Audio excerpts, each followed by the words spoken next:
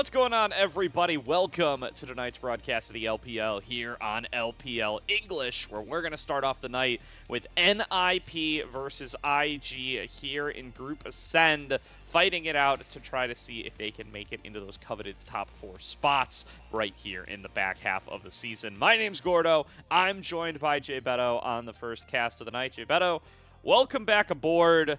It is time for these two teams to face off yet again. Yeah, hang on, wait. I've just seen you. I didn't quite get a good look. Let me pull my chain out as well. There you go. Now we can be matching. There we go. That's good. Now we've got a cast ready to go. Yeah, these two teams the kind of teams on the same trajectory, kind of both eyeing for top 4. It's hard for both of these teams to get there. I think Invictus Gaming need a very specific set of scenarios, but both these teams need a win tonight. So one of them will have to say goodbye to their top 4 chances for this split. That doesn't mean that you will not be able to make it into any kind of playoffs. It just means you won't skip that play-in stage. Yeah, I do think the magic number is 7 wins, so I believe that NIP is not eliminated even with a loss today. It just becomes mega unlikely.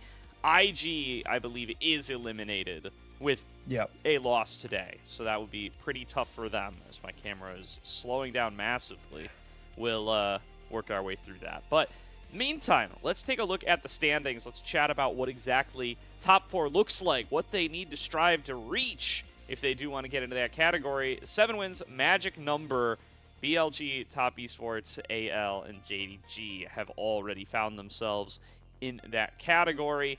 So you got to be able to get up there and tie with them. And you got to hope that one of them are going to lose out of those 3 remaining teams for NIP or IG to be able to get in there and try to find yourself a spot in those playoffs with the bye. You know, obviously everybody in Group Ascend will get to participate in the playoffs at the end of the day, regardless.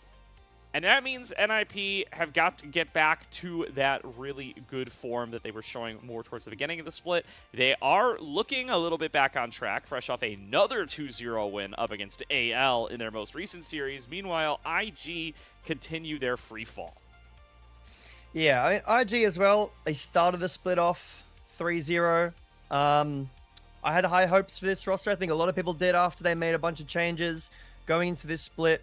Obviously, those changes haven't really paid off. And then this team is making more changes towards, their mid-roll. NIP, though, have been super exciting. Like you just mentioned, a team that not a lot of people believed in, but now everyone's kind of talking about. The 2-0 against AL is a massive win as well. Continuing to push this team further forward into a top 4 conversation. Yeah, I love this team, man. I've fallen in love with these guys over the course of the year. Awesome being like a legitimate all-star candidate is incredible after being in such a journeyman, bouncing around from team to team for so long. The same is true for Joao, and the fact that these two are like in conversation for like some of the best Yunara Lulu play in the league is absolutely incredible. They are so good at playing some of these aggressive lanes. Awesome. Yeah. Quickly climbing up some of the highest Lucian ban rates of any marksman player in the world up against him. He's getting so much respect, and deservedly so. Hoya's crazy champion pool. It's all been so much fun. But what you got to talk about is both of these teams and their mirrored paths so far throughout the season, right? Both of these teams starting off 3-1 with their first 4 matches of the split, now find themselves 1-3 in their last 4 matches of the split. So looking to try to make that bounce back happen. I think NIP looking a little bit up after, they complete a full 4-0 sweep of AL over the course of the season. That's now locked in. IG, meanwhile, since adding Nya to the roster, feels like they have not been able to find that groove that they were looking for when they made the mid lane swap in the first place. Yeah, I think the loss to WE as well is a real kind of stab in the back. After this team had some really solid looking success. I mean, week 1 winning against Top Esports, and then we've seen the heights of Top Esports have found this split, and now losing to a team that's already locked into the play-in, so cannot make it to top 4 at all, guaranteed. This IG team is having some struggles. Have to see tonight how they're doing, whether or not they've had time to practice. some of their issues work out. But this is a team, Gordo, that has, at the beginning of this split, like I talked about before, replaced 4 out of 5 positions. They brought in Breathe. They swapped Rookie for Renard. They brought in Jarchi and Mako, and have now again swapped their mid laner for Nya, a young prospect. And I mean, you'd love to be able to have a conversation where you bring in, a young player and wow, look at how much this player is doing for this team. But oftentimes that doesn't happen, and you kind of feel bad for the player a little bit. Like this guy's being dropped into a team that is obviously really struggling. Yeah, there is, there's veterans on this team. Having Mako on the team is always important. Can always be helpful, but it seems still hasn't really found the success, the peaks that we've seen in the beginning of this split. Yeah, it's getting to that time here where we're 3 series in with Nya now. We need to have the conversation of how is he doing compared to Renard, given that they are the 2 mid laners that have been fielded here. These guys are the rookies at home. You ask for rookie, you end up with 2 rookies, and how well have they really performed? The answer for both of them has been not great statistically, relative to especially like the laning standards set by the LPL, especially Group Ascend. But it really feels like Nya has not particularly solved the problem. Like, you hope baseline, your most stereotypical assumptions of these kind of roster moves in the first place, the most generic team possible. When you bring in a new rookie, you hope he's going to have the hands, maybe not the brain all the way yet, might make some boneheaded decisions, but will at least be strong in lane, will at least bring a high mechanical champion pool, will at least be able to, hold his own up against some of the vets in that department. And that just feels like, so far, it hasn't been particularly the case from Nya. We've gotten to see some quick flashes. I think his first Akali game, when he first started off, was very impressive. I think he's had a couple of highlights here and there, but so far it feels like it has not solved very much for IG, and they do not look particularly different than they did with Renard in the lineup. We're still waiting for this big breakout from the new mid laner. Yeah, I think some of the fights, like we're watching here, played pretty well. Very aggressive team fighter and found some leads in lane. And even like in the series against WE, I don't necessarily think that like Nya made some massive mistakes in lane. Like, he was laning pretty well. The Annie game wasn't great, but I mean, it's Annie, right? The Silas game was good. Played really well. Game 1, the leads in lane were fine. I just think this team really needs to figure out exactly what they find the problem is, whether it's, a drafting issue and they think like, okay, we really not comfortable on these drafts, whether it's a team fighting problem, a macro problem, a communication problem. It could kind of really be anything. I think that IG haven't really shown like a massive success in any of those fields, but yeah, they've still got time to do well in this split and obviously work out their woes for split number 3, but it's going to need to start happening now. Completely agree. Running out of time, perhaps, for the spring split to really start to put everything together here. Really want to see if they're going to at least be able to draw some conclusions about what they want to do for summer, and then hopefully not going to have to make those kind of swapperoos at that time, because they're already running a different roster than they were in split number 1, right? Bringing in Breathe, taking Saboro down to the bench, and now making the change, and of course bringing in Renard over Rookie and bringing back Mako. And now going to, and the addition of Chiachi.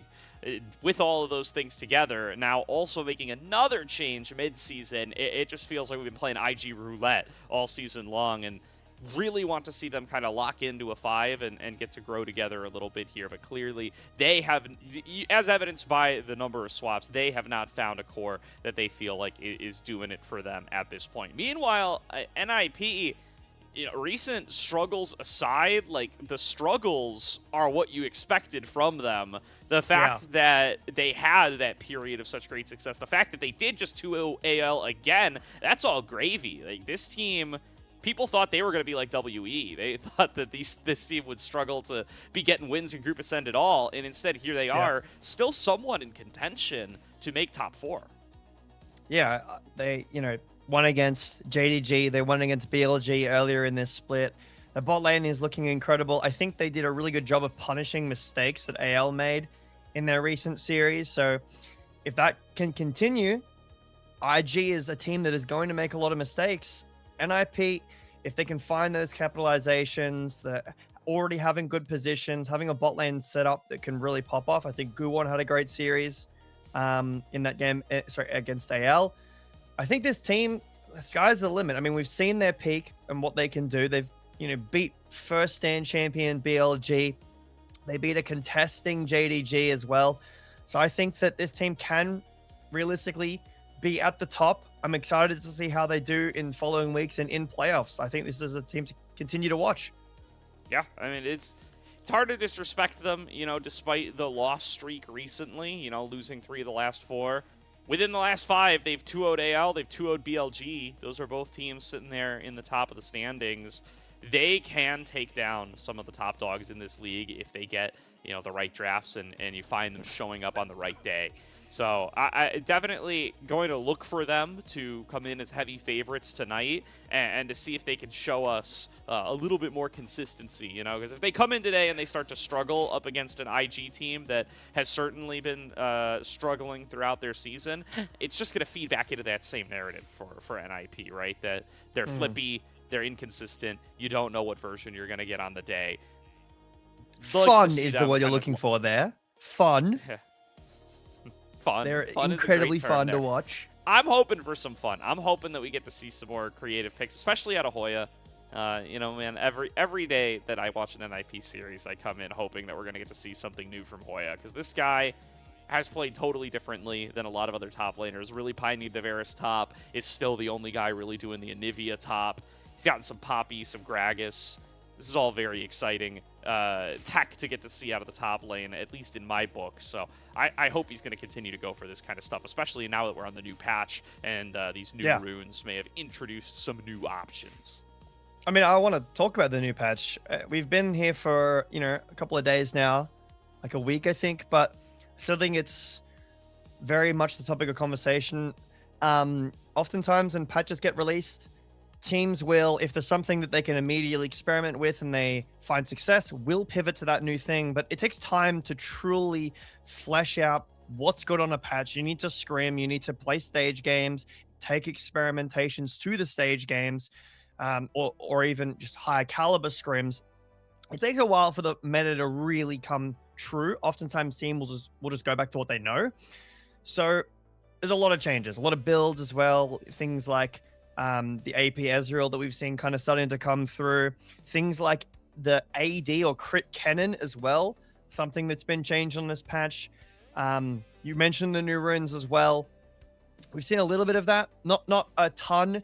Some Rumble, some Jace as well have been taking the new runes, but I'm looking for something different, something that's popping up that he seems to be experimentative. I think that if you're going to experiment with picks, this is a series to do so, right?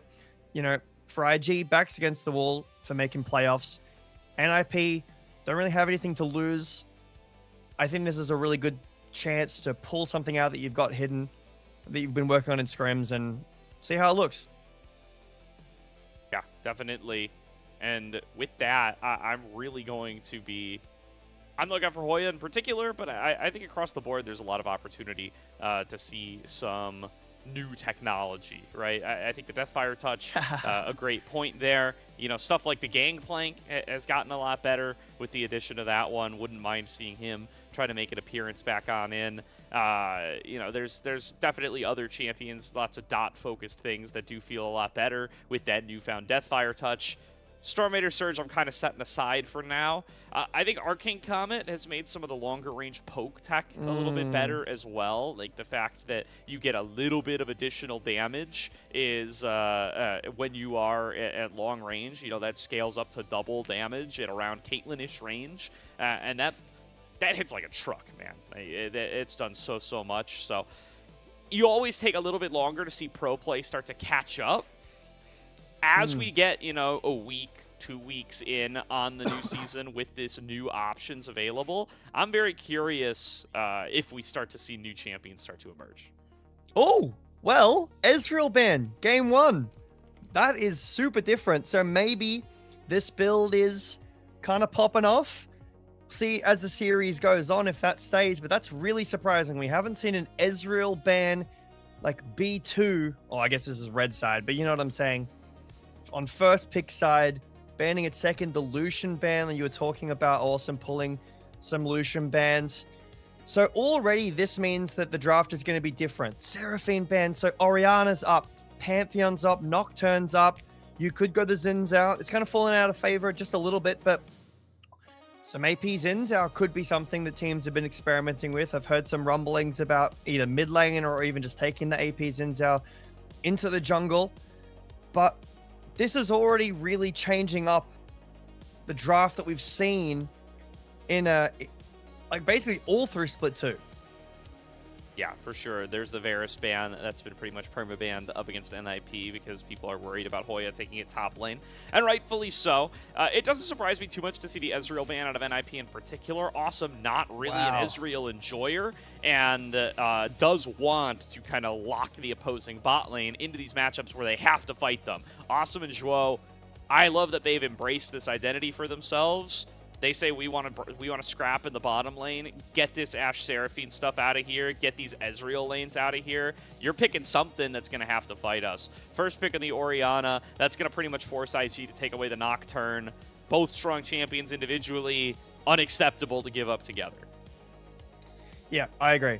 Pantheon's still available to pair with this Orianna. Mid lane options, Azir been rising back up as well. Decent option into the Orianna. You could go on Akali and go a real dive focused look, but it's actually going to be the Karma talking about those bot lanes for some pushing power. And this means that for NIP, they could opt to skip jungle and go a bot lane of their own, something that allows you to push back. But realistically, what are you picking into Karma? Ezreal's gone. You could pick Caitlyn, Caitlyn Lux, Caitlyn Nico, Caitlyn Bard maybe would be an option. Or you could just go full top side. Leave your bot lane alone. There's plenty of bot lanes that Awesome and Zhuo could go towards. Take the Pantheon, take a fighting jungler, maybe a top side, like a Renekton or a Vi, actually. We haven't really been seeing a ton of early Vi, but it'll be picked up. But it's Guan.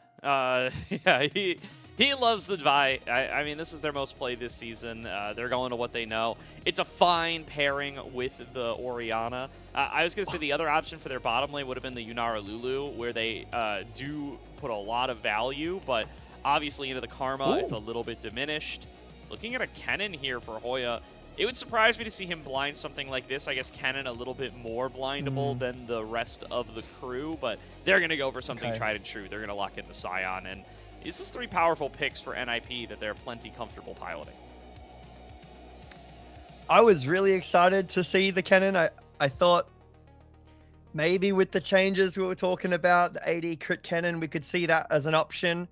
And Bess as a champion, I'm not sure exactly where she lands after the changes, because the ult cast time is super important.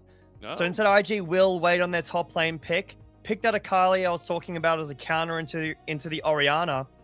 This means that both like full bot lanes, Gordo, have been left alone. NIP will have to undergo some bans here, but they've got a lot of options. You're talking about the Yunara Lulu. The Kog'Maw Lulu is something as well that's kind of in my mind. Saw Gen G talking about that after G2 played it against him in first stand. Into Nocturne, Akali, like you could also start to look at a Xayah lane, you know, whether it's Xayah Lulu, Xayah Rakan even, just to really create some safety in the backline. It also takes it away from IG, who could pick it into the Vi themselves. I think NIP have quite a few choices when the bot lanes are concerned, but for IG, it's got to be something you can pair with Karma. So Caitlyn looks kind of good, something pushing that allows you to get to dragon fights and really control space, because the Karma is not going to scale super well into the late game. Yeah, I do like that they go back to this Akali for the likes of Nya, He's only gotten to play it once. It was in his debut series. They didn't get the win, but I think he individually performed just fine. Like, that kind of gave you a little bit of hope for this IG rookie mid laner when you did get to see it. And this is a great matchup. It's one of the few matchups that people feel like is strictly winning into Orianna. It's a rough first couple of levels, but once you're post 6, you really have a lot of tools to be able to outplay and outperform this champion. So I like that they put the priority towards it. They're going to lose a couple of top laners that are strong to Scion for it in the Gnar and the Ambessa. Oh, we'll see if they are going to choose to take that on 4 here, if they're going to save it for their final counter pick. Don't think they're going to transform the bot lane too much, but they do want to save their AD carry until they see what Awesome and Joel are going to go for. So they're going to snap up this Gwen. Ooh, I mean, the Jhin, it's a pick that really hasn't been looking too hot, but I will say in this comp, it's not the worst. There isn't a tank. I just hate Jhin into Nocturne. I think it's a really bad decision because it just completely counters your ult, and if there's any vision, you don't have the best self-peel.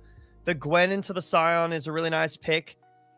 It does struggle into the range, but Sivir here, Sivir Karma, now that is a pushing bot lane. It's good into the Bard. I think Orianna is a pick in this game that really can take over the Orianna-Vi combo. I think it's good into Sivir, it's good into Karma, it can work into the Akali. And on the other side, if Nya is able to shut down the Orianna in the side lane in team fights, really get access to that back line, I think this is a really big game for this duo of Wei and Nya. If they can find access to the back line, this is a 2-threat comp. It's a 1.5-threat comp, Gordo, that NIP have with Orianna and Jhin. If the Orianna dies, if the Jhin is not a part of the fight, there is no damage whatsoever. On the other side, Gwen, Nocturne, and then you've got Akali, Sivir. That is tons of damage, a lot of threat. So I think that NIP have to be really good at covering their carries in this game. Completely agree. I think getting rolling early for NIP going to be very high on the priority list for them. That said, Guon's early games on these Vi picks have been so good. This guy has been running away with the early games, even pre-level 6 on the Vi. This has been a major pick for them, and they've consistently been able to find early advantages on it. I think that's going to be something they're counting on, and they're going to be counting on the fact that Care, stable Mabel in the mid lane, going to be able to not give up much to Nya.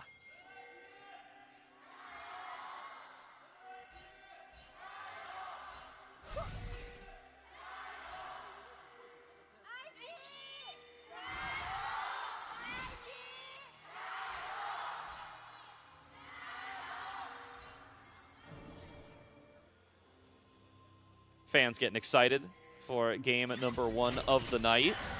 And it does look like an immediate early invade from Wei. Does want to get those early Raptors on the Nocturne, but now he's cut off. Going to have to blast cone his way out. Hoya chasing him a little bit. Bree's going to be here to try to get him a path out. And I mean, these guys are fully committing. Both of the mid laners are brawling it out as well here. Nya in a decent position to be able to get the resets on the passive as long as turret's not involved. And does look like Nocturne will claim the birds that he is entitled to. That bomb plant completely saved IG there because Wei was completely behind. Not in a great position. This is a level 2 early gank. Just a quick Q pass through. Barrier trade down in bot for some electrocute damage as well. But very early aggression from both teams. Bit of fighting in the bot, and obviously talking about the Raptors invade, something that this Nocturne pick has really pioneered. Guwon looking to get creative. I don't think he's been spotted by anything right now. Slip through there. Flash forward from Zhuo.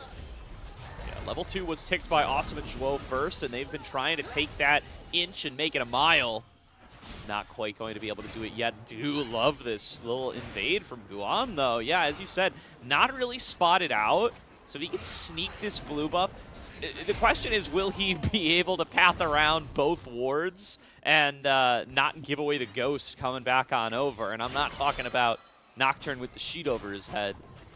It does look like he's staying here to take Gromp as well. This is going to be huge for Guwon if he gets away with it. Yeah, very nice. So it should recover. Well, that's going to be a big chunk. Ouch, no barrier. Awesome's got to be pretty careful. This will mean that at least somewhat of the early aggression from Wei has been alleviated. Like, 2 camps is better than 1, yeah, but being able to re-invade the Raptor camp is super valuable. Also, Guwon is late on his timers, so Wei will be on the map first, able to, like we saw, look for that early gank. I will say, on this topic, Vi is a better ganker, just in general, pre-level 6, obviously. Nocturne, it's a little harder to close the gap. You really need the Q movement speed. You need to find the tether. But Vi, with the punch, able to close distance a lot better. However, that doesn't matter when Nocturne is this far ahead in terms of XP, looking to maybe do some more. Yeah, wants to come and contest for this. Smart by Wei to, you know, next level to next level, right? Guwon goes right to this side instead of going diagonal because he knows Nocturne is going to be on this side of the map. But then Wei, conversely, realizes that he has an opportunity to invade here. The red buff must still be up if his blue is stolen. And now he's going to look to chase Guwon down. Backup coming through from Zhuo. Is it going to be too late? The shield keeps Guwon alive for a little bit longer, but it will not be enough. First blood to Wei on a solo kill, and he gets the respawn birds on his way out. That's just a part of his pathing.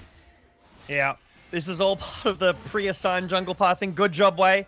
But we're able to get the smite secure on the red buff, so Guwon had no red buff for the fight. Also down a level. Nocturne early does a ton of damage.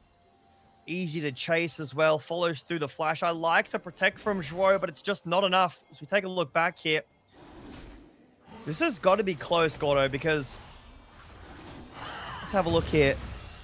660, but you can see no red buff on Guwon, so we're able to just chase him out and do a ton of damage early. The flash is really not pretty either. Like, maybe he could have gotten a little further. The blast shield was nice, nearly did enough. I think that if Care was able to rotate out of lane as well, easily would have been an overstep from Wei, but Nya manages to not only get the first step, but Care doesn't move at all. Yeah, I mean, dangerous to find yourself isolated with the Akali even pre-level 6, but yeah, not getting the chance to be able to respond as one might hope. Awesome's going to get rooted up here. Take it's a little bit of a rough trade, but level advantage will be enough for them. And they do take a magical journey on out, recognizing that Nya has hit level 6 and immediately gotten out of mid lane to potentially roam their way on down. Too much vision to do much of anything this time as Care keeps the wave in a pretty safe position for himself. Keeping my eyes on this level 6 Nocturne timer. It'll be a little bit, but for NIP, not long enough. As soon as that timer hits, time to be a bit scared. But IG have had a really good start to this game. Nya is putting up a real fight in this lane that you're not really supposed to win yet. Pre-level 6, like, he's got the Doran shield. Not an easy lane to, like, do well in. And he's not only farming well, he's up farm. Raptors invade again, potentially. Both supports have rotated over.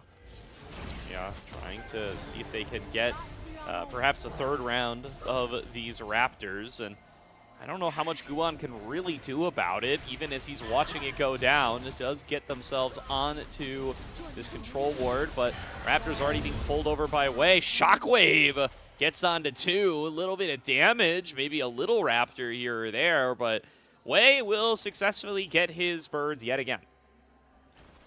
He's hungry.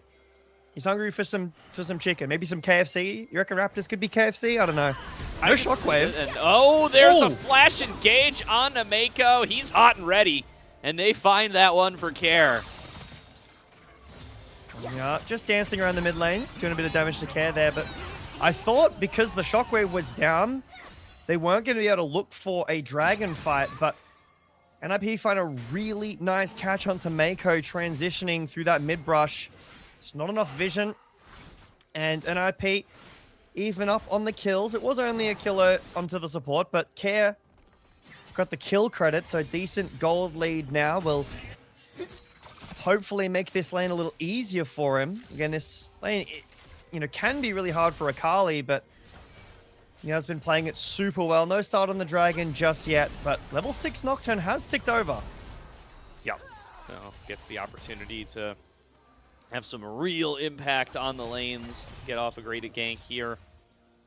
Everybody always talks about the first cast of Paranoia, how much can you get done with it?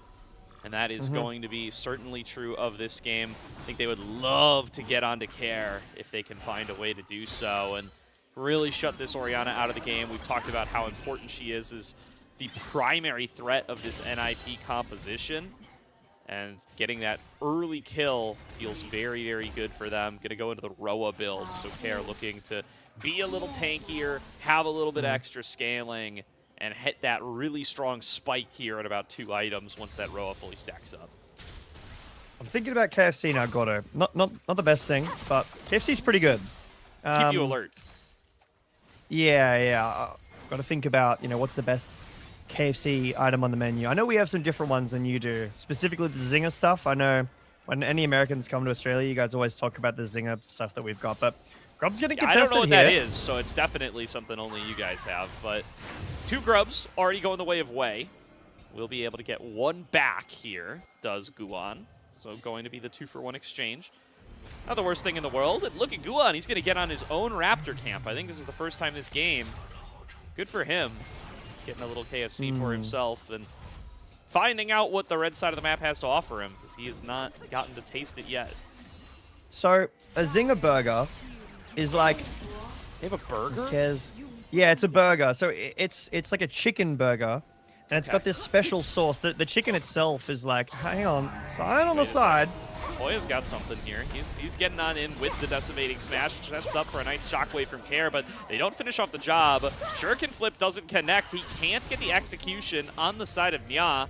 So Care will survive, and it's just a couple of abilities blown back and forth. Nobody going to die on this particular exchange. I actually didn't see how Hoya was able to get there without TP and use that path thing to gank mid, because there is a ward down the bottom, like Tri-Brush. Maybe he snuck in there before it was put down, but no shockwave for now. Wei feels pretty confident with Nya around the corner, but also no perfect execution. So neither team feeling too confident to start up this Dragon just yet. I mean, I feel like it would flip the game a little too much, especially when you're down these ults. Anyway. Oh, hang on. No, not anyway. TP back in. Yeah, TP's back. No perfect execution, but wants to just be on the map first and foremost either way. Care gets that Roa on time here. 10 minutes, 30 seconds. We'll be fighting for that mid lane control, but don't think the battle is to be won by NIP. Not here, not now, because already getting worked on is the Drake by Wei, and they should be able to pick this one up no problem. Mid lane shoved in, bot lane shoved in. Guan just thankful that he can take his own camps uncontested for a few minutes. All right, so Zinger Burger, it's got like the flavoring in the burger as well, and it's got this special sauce. Apparently, I mean, we get it all the time. It's really good, but apparently whenever anyone comes over to Australia, it's like a thing, like everyone loves it. And you get it in a box. It's like a Zinger Burger box with chips and wings. If you come to Australia, would recommend. All right, that's on my list. I know like YouTube has taught me, you guys have like a fast food steak restaurant. Am I wrong about this? That's like a thing? A fast food steak restaurant? There's like one somewhere in Australia. That's all I really know. I don't know the full details. That is a TP breathe. So the fact that you don't know what I'm talking about tells me that it's probably not widespread enough to be like well, I always feel like the steak have. restaurants is more like an American thing. Like, you guys have like Outback Steakhouse, no? Sure, but like this like, I don't even remember where I saw this, but it was like more fast food like than that. Like full on, like you just walk up to a stand, like you don't even have a waiter. You just walk up to like the table and order. It's definitely not like a chain. It might be a thing in like Sydney or like a big city. That doesn't surprise me because we have some crazy stands. Okay. Keep that in mind. I'll do more research on this. I'll come back to you next stream. But for now, Mako looking to step up into River. Feels like it's not advised, and he will find out why, as there's the combo with the Shockwave. Picks up 1 kill. Both junglers find themselves in the Tempered Fate. Awesome coming in to collapse. Execution from Nya. Now he's stepping forward, looking for more than 1. Gets onto 3, slowing them all with the kunai. Double kill to Nya. Triple kill to Nya. He wants the full quadra. Cannot find it onto Care. Jumps back out to safety, but that's what IG needed out of their new mid laner. Wow, I mean, you were talking about having a real pop-off game for Nya, and this could be the start of one. We were talking in draft as well about NIP potentially running out of damage if any of their main carries get caught. Just a sidestep there, completely by accident. Mako still gets insta-kill, but this Tempered Fate did not help NIP at all. Gu1 gets executed, and the carries are right there, but Nya is on top of them, and he just goes to work. Really great stuff from Nya here. Finds an excellent opportunity, recognizes that he is not under threat, and even gets himself out from under the turret in time. Wanted to see if he could get a little more energy for one more throw of the kunai for the quadra, but recognizes, all right, I can settle for this. Fantastic for an Akali that we talked about needing to be able to access and execute the back line. 3 extra kills in the pocket, 6 stacks of the Dark Seal, that'll get you there. Yeah, it's a great cover by Mako and Wei as well. Yeah, could have been dove there, but ends up not. I want to say, we've been talking about Nya, but Jachi has a 1.8k gold lead on Sivir with no kills. He's up a little bit of CS, and the plates in bot lane are even. I have no idea. I haven't been watching. The bot lane has just kind of been pushing waves into each other. That's normally how this matchup would go. Secret Agent Guan trying to get in here onto Jachi. Will find the lockdown. I guess he doesn't have Spell Shield. Finally gets it back. Uses it on the Shockwave. Gets so much time, but will finally drop down to Care. Care now stuck way too deep. Gonna get executed by Nya. That's a 4th kill to the Akali. A 1-for-1 exchange. I was surprised Jachi didn't Spell Shield the initial engage from Guan, but he gets it off on the Shockwave. Yeah, that was really cute, and he healed so much actually from that. Kind of ridiculous, but even despite the death, gold lead in bot still the same. Also wasn't able to pick up a kill there, but yeah, I'm not exactly sure why Decisive has so much gold. Maybe just the assists, you know, just a lot of assist gold there. It's probably just, you know, bit of CS, some plates, but still kind of crazy. Breathe. Going for a 3-man gank onto this Gwen, and I don't know that Breathe has many places to go. Trying to heal up with the needlework onto Shmo. Will be able to execute him. Breathe in a 1 versus 3, able to pick up a kill, but here is Care responding to Nya's teleport. Nya gonna have to fall back away, but now look at Wei getting fear onto Guan, takes him out. Care gonna be able to finish off Nya though. Big shutdown gold going the way of the Orianna, slowing up Wei, wanting to get a shutdown onto the Nocturne as well. Can he get one more Q? No! A little more health for Wei will keep him standing. Awesome opening up the curtain call in mid lane. Hits 1 of 3 so far. 4th shot. Woo. I don't think it would have executed anyway, but Jachi able to dodge out. Yeah, Nya dying there. He had like a 1k lead towards the end of that fight, and then Care gets the kill. Really good catch on the Breathe, but the fact that IG are able to, from the position on the map that we're looking at, able to turn this fight is ridiculous. The Karma movement speed, Wei is over there as well with the movement speed in the jungle. And then the TP in from Nya, everyone snaps on the decision. There is no confusion in what the play is, which is really good to see. IG can't quite get enough done in the fight. If Care falls down there, if Nya's able to survive just a little bit longer, keep those Dark Seal stacks, been pretty important for the game, but it's just going to be a Herald for Dragon trade right now. Mako being a little bit annoying on the side against Shuo, but it will just be the trade. Mountain Soul is actually massive this game, because if NIP are able to start stacking up these Mountain Drakes, it means that Nya and Wei have a much harder time one-shotting the carriers of NIP. If Care can stay alive with this already tanky build longer against Nya, if Awesome can survive against the dive as well, that means that damage threat problem that we were talking about isn't really as important. agree for sure. And, you know, that 2 for 2 in the top side feels bad to only get 2 for 2 when you set up the play the way that NIP did with that map position. But you did get a big shutdown on the 5-0 Akali, and that definitely puts you in gold positive territory. And you did put that shutdown gold onto Care, who is really starting to get accelerated here as well. The fact that he's only a couple hundred behind that previously 5-0 Akali is great news for NIP. Cannot overemphasize just how much they need this guy to be able to show up for them, especially when Jauchi does have this massive gold lead. I mean, surely there's like a cash back at play here, and perhaps a cull. Yeah, definitely. Like, there was a cull. Where's all this money coming from, man? This guy's, he's friends with Big Bank. All right, he's friends with Big Shopkeeper, and he's making some deep investments, maybe some fraudulent investments too. But I'll trade in the bot lane. I will say, talking about, you know, Care getting accelerated, both the mid laners are accelerated. One has 5 kills, Care has 3 plus the shutdown. They're even, so this is going to be a really high damaging game with a lot of focus on our mid laners and which one can do more in the fight. Yes, Jauchi has this big lead, but a lot of his damage is reliant on fighting for a long time. Goes the engage onto Awesome. He does manage to get underneath his turret right away, though. Flashes out to safety. A couple of shots go in the way of Wei. Jauchi here to just tank on up Curtain Call. And you've already committed 3 shots. Might as well throw out the 4th.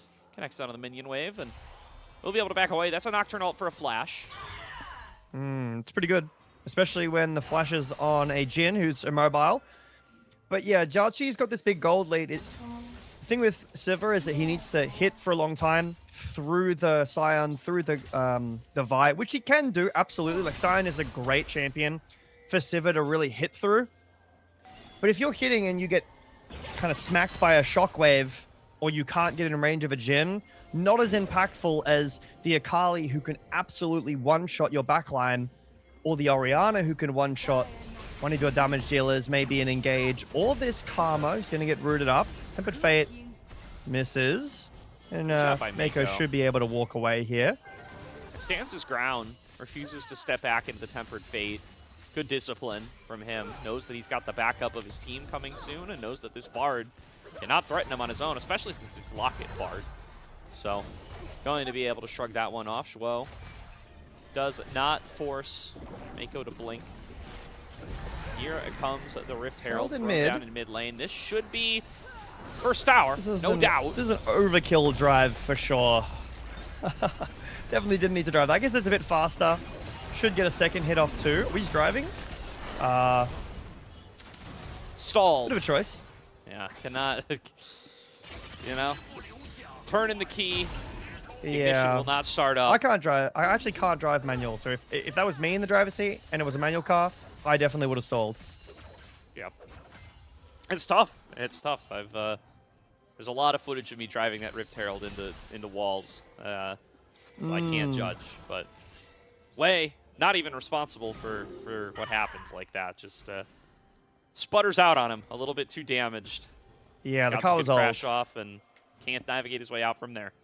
Yeah, 1999 make Rift Herald S, known for breaking down in front of tier 2s. Happens all the time. Not his fault. It does.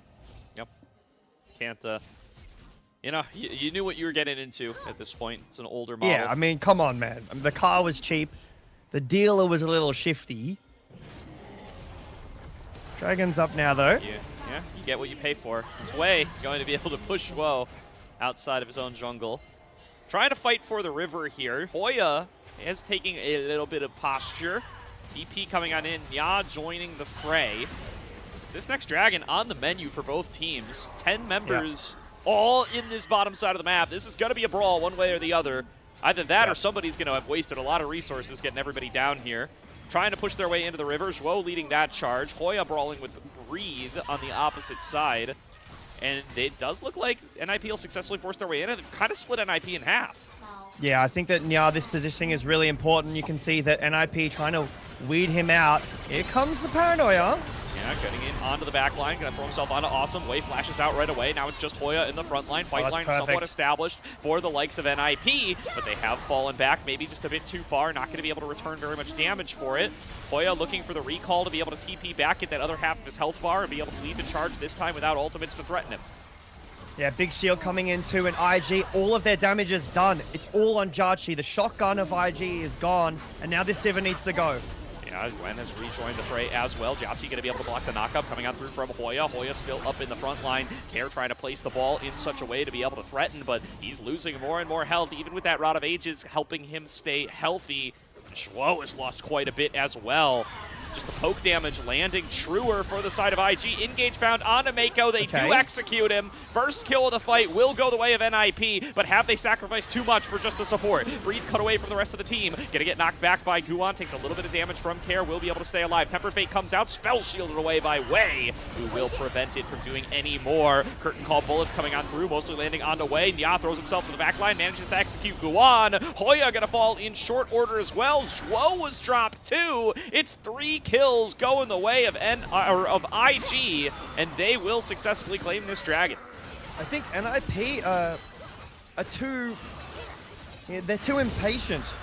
Oh, sorry, they're too patient is what I meant to say. They're too patient. They're waiting for an opening. We didn't really get to see the start of this fight, but that's kind of the important part. The shockwave used on a Mako is kind of what I'm talking about here. Earlier, we saw the engage from IG go on to NIP, the Akali, the Nocturne ult, and it didn't really land true. NIP were able to get out of the way.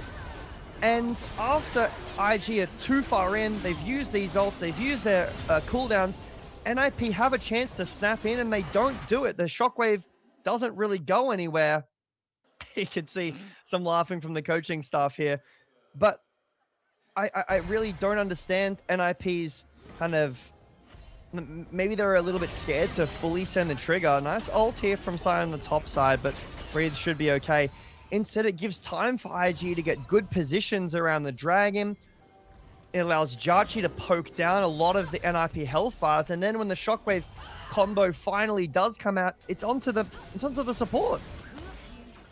Yeah, I don't know that you can use shockwave cease and desist combo on Karma this game. I just don't know that it's an option in the 5-on-5 for NIP. You have too little damage in this composition. You need to make the big impactful abilities like Shockwave count for more. Yeah, I absolutely agree. We'll have to see if NIP can make any of their next fights look a bit more convincing if they have a little bit more of a solid game plan behind them. I understand they do really want to protect their backline, and I think IG's comp does a really good job of shutting down NIP's backline, but they lived through the engage. The ults were used. The time was now to go. Jarchi is scary. Breathe can be scary, sure, but Breathe's ult was down as well. It was really all on Jarchi to do most of the damage. Nya? Ooh, Nya, nice, pulling back. Shroud. Yes. Yeah, does use Shroud, does use Shuriken Flip. That's pretty much everything. Sans ultimate, and... Oh, actually used the ultimate as well in there. Just didn't go for the recast. And that does mean that cooldown's going to be away for a little bit. Makes Care feel very safe in the side lane. Safe enough to advance aggressively with Proto Belt and say, hey, go on, get back over here. We can claim Flash. Yeah, that was really greedy. Walk back up. We are not having a great time in this lane. Dive onto Hoya. I mean, they think that they can melt him down with the Gwen damage. And you know what? They can melt the turret while they're at it. Never mind, IG. Just quick and easy. Clean up onto the Scion there. You know, I really enjoyed earlier this year. I'm pretty sure it was this year. It might have been the end of last year. Sometimes the metas kind of blur together for me. When we were seeing the Gwen Rumble mirror, that was fun. But now that they nerfed Gwen, Rumble's still really strong. Rumble's gone every game. Sometimes you see Gwen lanes and it's just like, man, I feel bad for the other guy because he has to play Scion and just get destroyed by the scissors all game, and there's nothing he can really do. And yeah, he rocks up the team fights and he's got this big engage ult, and that's great, but then the enemy top laner is still playing Gwen. Yeah. And so that means you don't win side lane. And so far, the team fights have not gone your way. The Akali is such a big threat, you have to have her marked at all times. The Gwen is a big enough threat, you have to have her marked. Wei is a pretty sizable threat on the Nocturne. And we're not even talking about Sivir. I mean, this is a tough team fighting situation for NIP to be in. You really, with this composition, would have wanted to be ahead and would have wanted to be in like a dominant position in the game at this point. And instead, they are behind nearly 5k gold. It feels like the options are dwindling here for NIP. They're going to need some massive errors from IG to be able to capitalize on. Thing is, you know, IG, I haven't watched them this season. That's not impossible. I'm taking a look at Care's build. He does have 3 items, and that's normally a good thing. But these 3 items are Roa, Rocket Belt, and then Crypt Worm. And I'm thinking, does he have enough AP to actually do damage? Like, I understand he'll be tanky and mobile and have some pen and healing, and that's great. But we, like, Sion and Vi and Jin, like, we really need damage. And Jin does scale super well. He gets a bunch of AD. But we really need damage for these team fights, and I just am not convinced that NIP have enough damage, especially when Mountain Drakes are going to start going over to IG. Like, the first one's already gone over, the second one definitely might. That NIP will actually have enough damage to chew through IG before they just get completely one-shot. Because Nya has so much damage. He has 10 stacks of Dark Seal, nearly. Jachi has so much damage working on some attack speed. Here we go.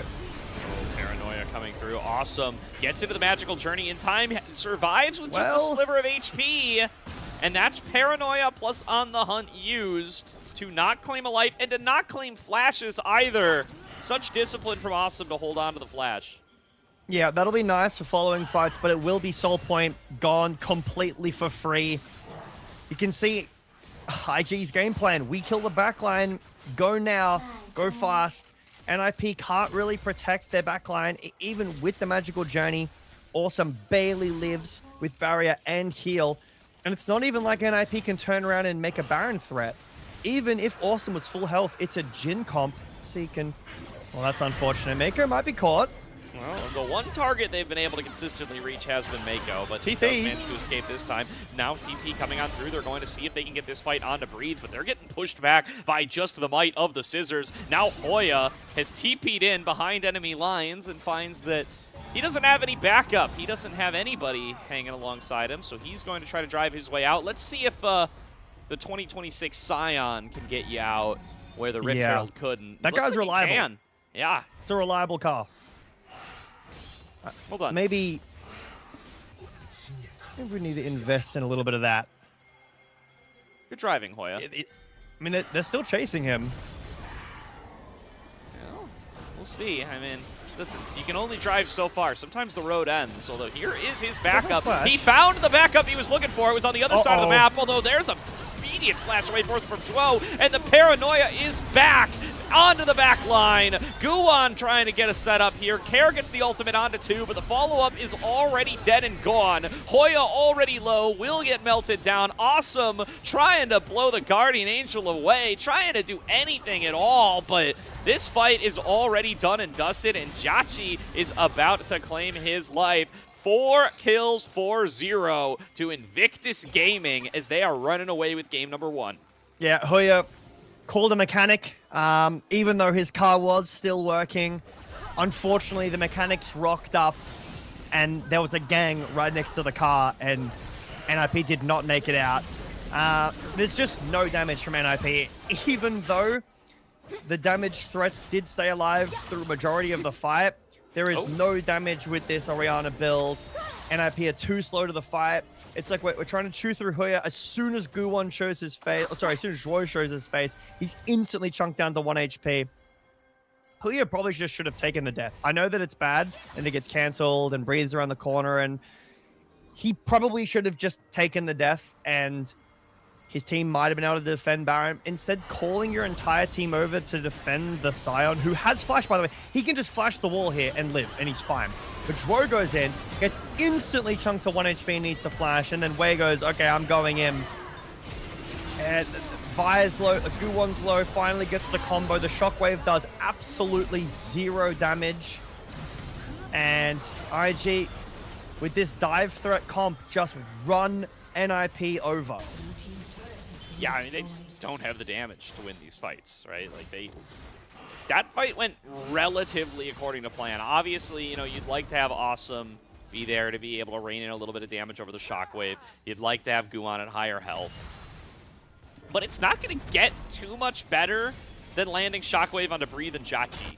And it just doesn't matter. The damage just is not significant enough. He's working on a Rabadons to try to remedy that a little bit, but I mean, these guys are getting somewhat tankier as well, right? They're going to have access to additional defensive tools. Jachi has a Guardian Angel, as does Wei. They can't even work through these health bars once. How are you going to do it twice? Yeah, it's not looking rough.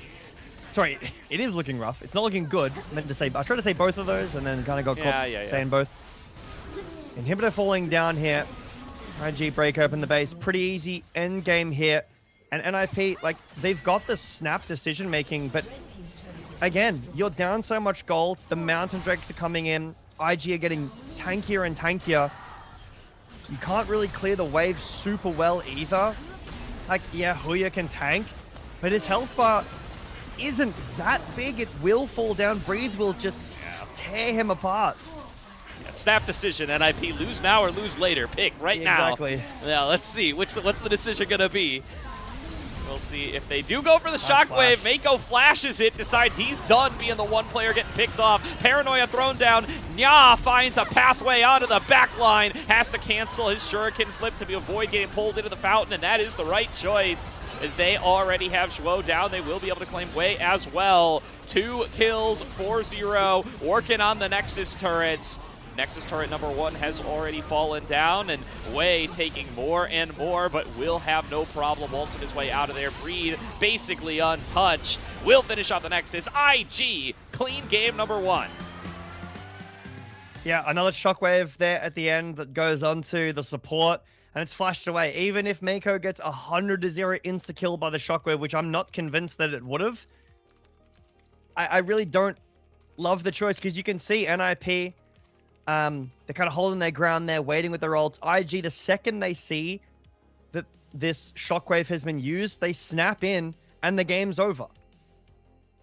Yeah, and, you know, building up that nice early lead. Love the early triple from Nya here in this game. We'll get to see it on the replays. Feels like, in a lot of ways, that was the nail in the coffin. That is what stopped NIP from being able to find the kind of early advantage that we talked about them needing, because you needed this, like, Vi and Sion to be relevant damage threats for you to be able to win out these mid-game fights, stack up the dragons, try to take objectives, try to snowball the game, try to find a win. Because despite all the power picks they found in this draft, their composition ended up pretty low damage, and when they didn't find that lead, you could see they just shrugged off these fights like it was nothing.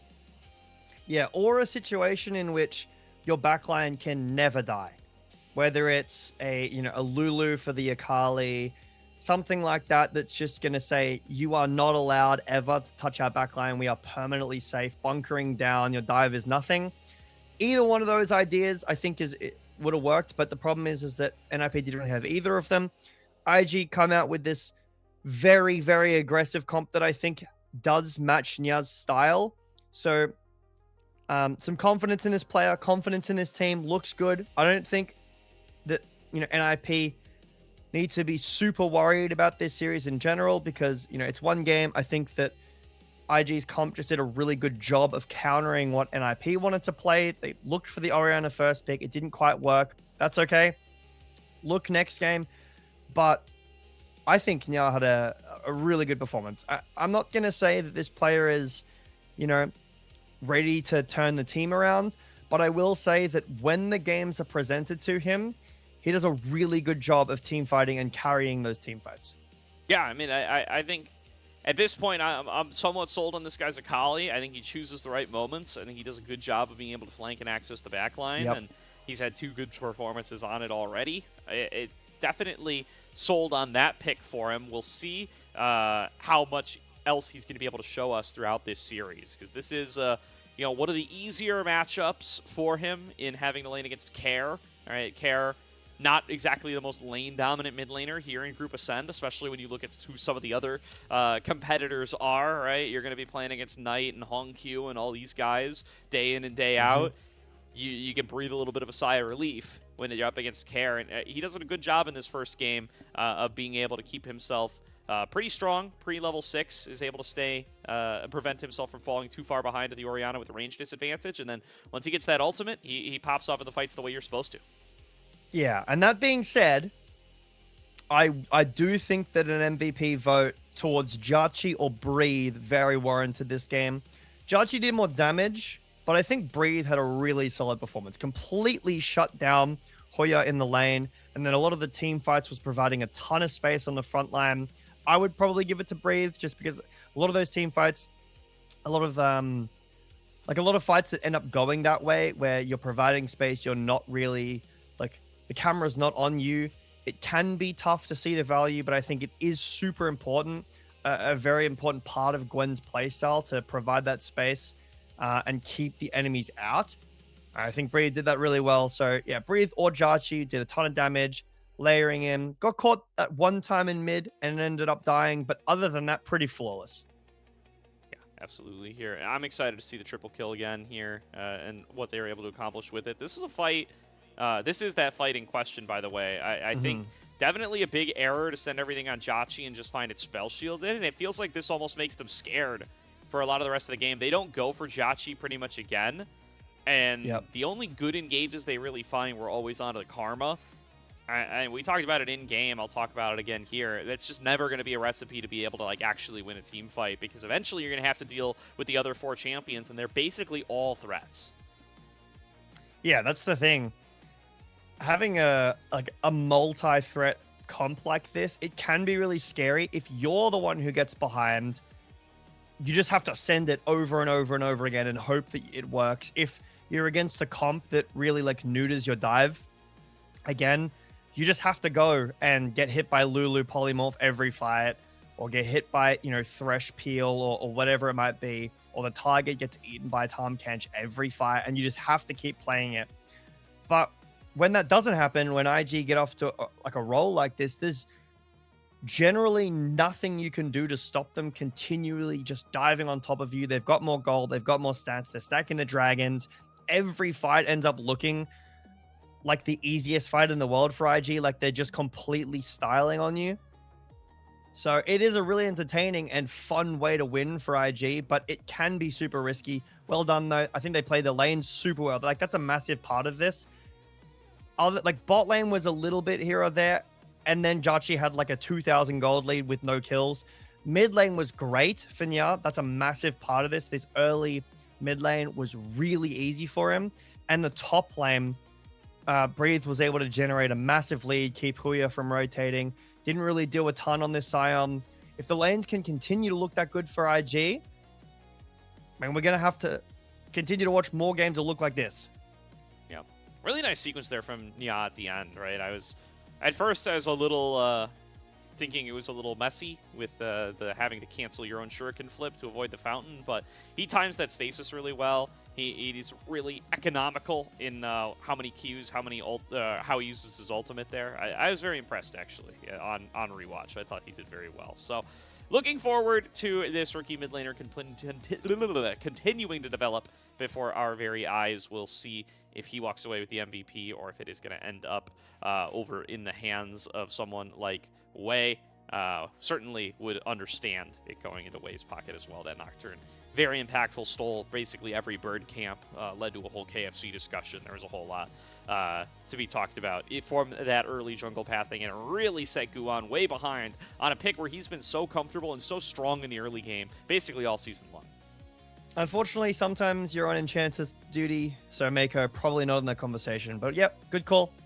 Wei played a really good game. Most of the early game, I agree, was dictated by him.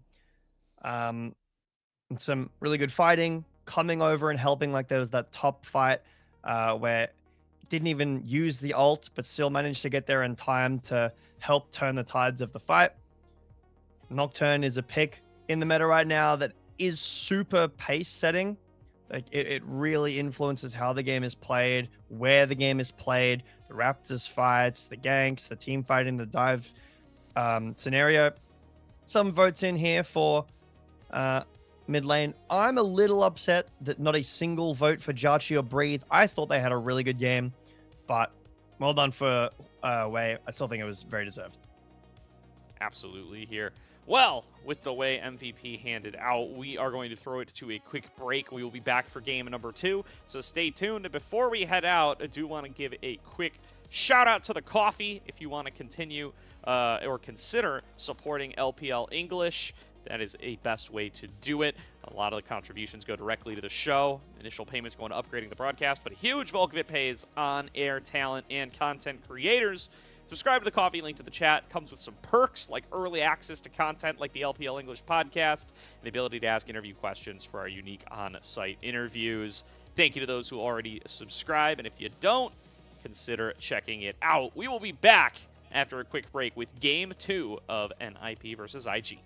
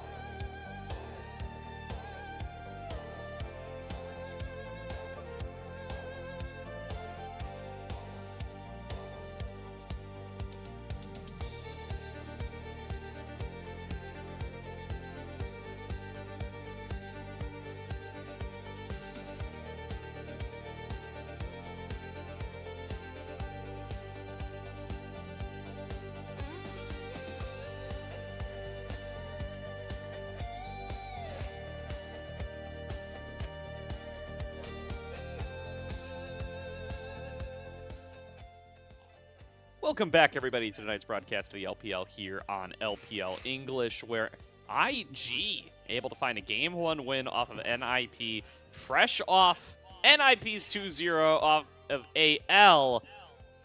It's LPL, J Beto. What can I tell you? Yeah. There's always upsets coming through all the time.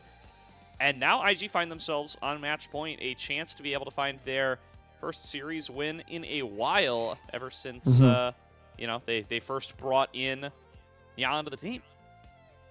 Yeah, that'll be not only good for the player, good for the team morale, but we're talking about this team trying to make it towards top 4. They have to do so with a win here. Some other stuff has to happen as well, but the first step needs to be a win tonight for IG. And taking just what we've seen off of that first game, it looks very likely as a possibility.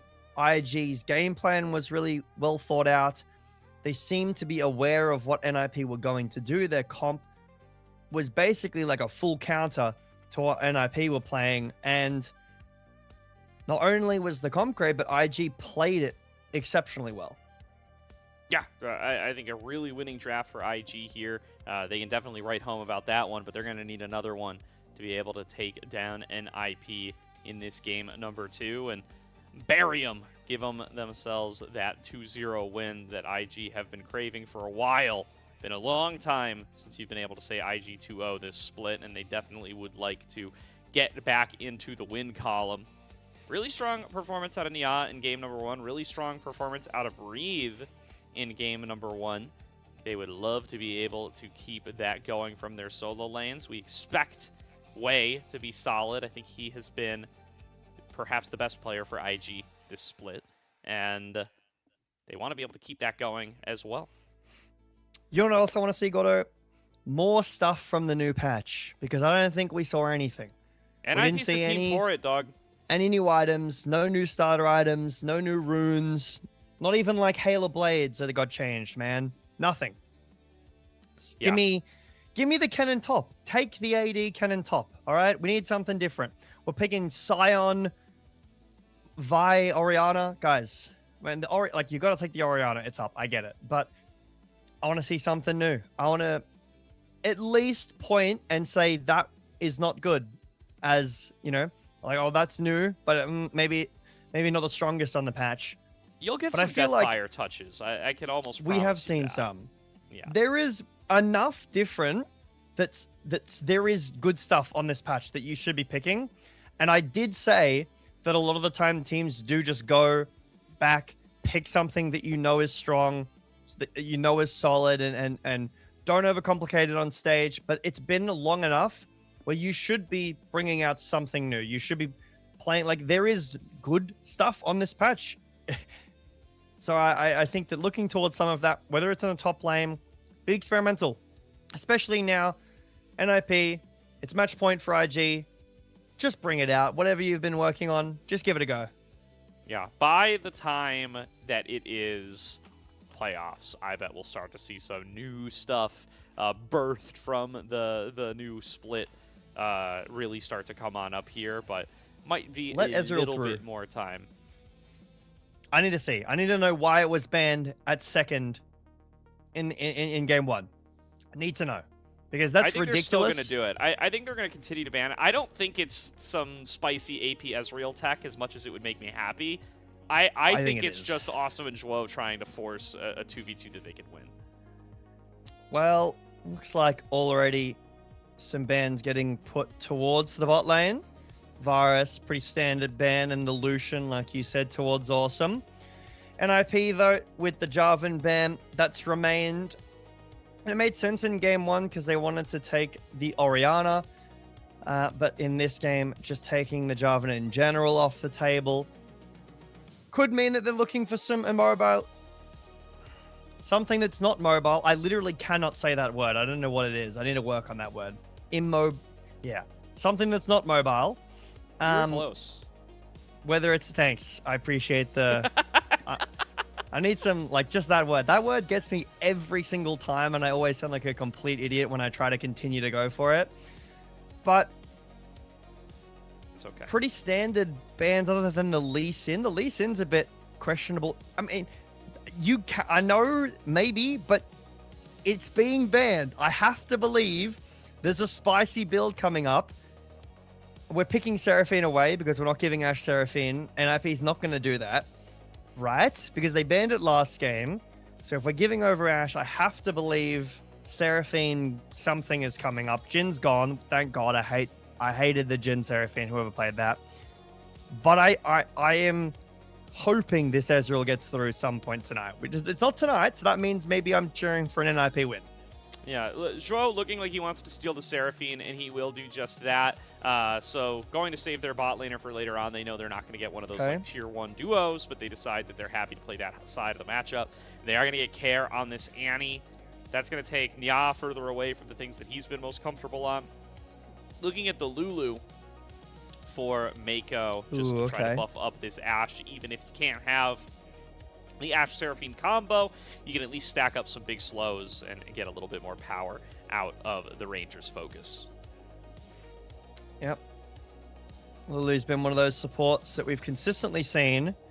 Now, I know that this is Xin Zhao jungle and it's going to be AD, but AP Xin Zhao would be so fun, man. IG, right? Way you'd love, or Nya, maybe it's happen, man. Maybe it's AP Xin Zhao mid, but I mean, Xin Zhao with Enchanters always been really strong, so we're seeing it a lot this year.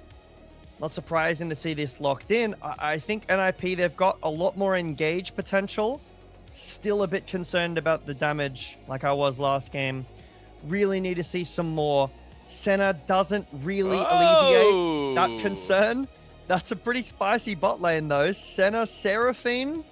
That's a little something. I'm still worried damage-wise though.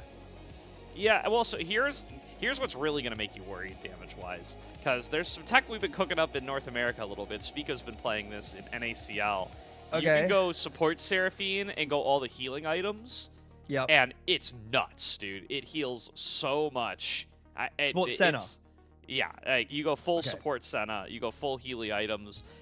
To do that with Seraphine, you would need to go farming AP Seraphine. Yeah. I don't know if you're going to do that, but it would certainly give some there? big heals to the rest of the team. It would also mean that, again, NIP start to struggle on damage, and they need go out. We really need some AD in top as well then. Yes. I'm with it, though. I'm with it. Maybe this is some crazy tech. Hoya is the world's premier Varus top. Yes, it's banned, but he can go to other marksmen. He can play AD crit cannon, I believe. It's been buffed. He can pick it. And there's a lot of setup for him to pop off, all right? I'm with this plan 100%.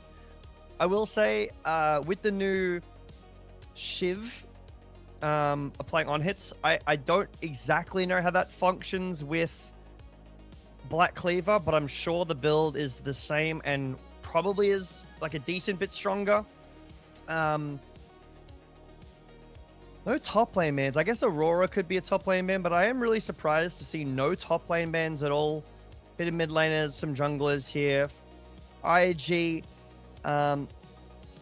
do have last pick, I believe.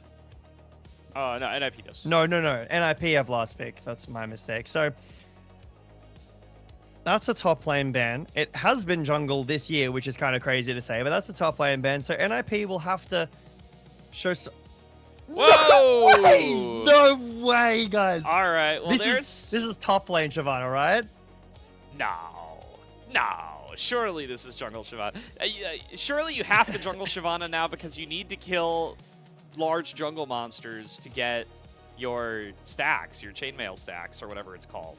I think it's chainmail. Yeah, but then there's a Xin Zhao with a Lulu behind him invading you all game. I guess you have to lane into Renekton, so maybe I'm completely trolling and it is just jungle Shyvana, but I mean, we said we wanted to see some cook, and I don't know what the bot lane's going to be just yet, but there's a Shyvana in the game, and I know it's been, I think it got buffed a bunch on this patch. I didn't quite look at the numbers super hard because we haven't been seeing Shyvana, but it did get changed this patch. I'm just excited to see. I mean, IG's comp is very global reliant, very like early game skirmishy as well. With the Gnar locked in, it will just be the Shyvana jungle. Yeah. So we've got the double global plus the like massive vision. really, really good early skirmishing with Ashe, Lulu, Renekton, Xin Zhao, and then a late game insurance of this Ryze and the Lulu together. On the other side, NIP, I have no, I don't really know what's going on. I guess Shyvana scales, that's great, but again, not a ton of damage. Annie, just bursting. I guess Senna scales infinitely as well, so if the game goes an hour and a half, NIP's comp is sick. True. Yeah, got a couple of infinite scalers there, because I do believe the scale mail scales infinitely as well for the Shyvanas. She's just going to keep getting tankier and tankier as the game goes on. I mean, you can go a damagey Shyvana build. Like, this could be a more kind of skirmishy, like, on-hit-y, abusing Dusk and Dawn with on-hits kind of Shyvana build, and relying then on the Senna and the Seraphine to try to get some extra heals there and keep her topped off. I mean, that's a real strategy there. So if they can get Guan safely through this early game and make sure that this Xin Zhao isn't taking jungle camps the way that Nocturne was in game number 1, this could be a Guan carry game for the likes of NIP. He's going to have to carry on the dragon, so we'll have to see how that goes. IG leading 1-0 already, NIP. Backs against the wall in this series, Gordo, and they've brought something fun to show us how it's done. Indeed. Busted out a little bit of new tech. You've been begging for it all night, J Beto, so.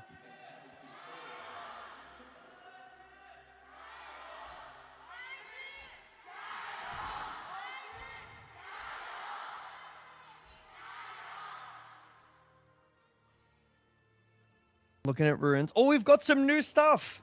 We've got Doran's bows and Deathfire Touch on the rise. Stuff, yeah. Deathfire Touch probably going to be the new rune of choice for, rises in your area.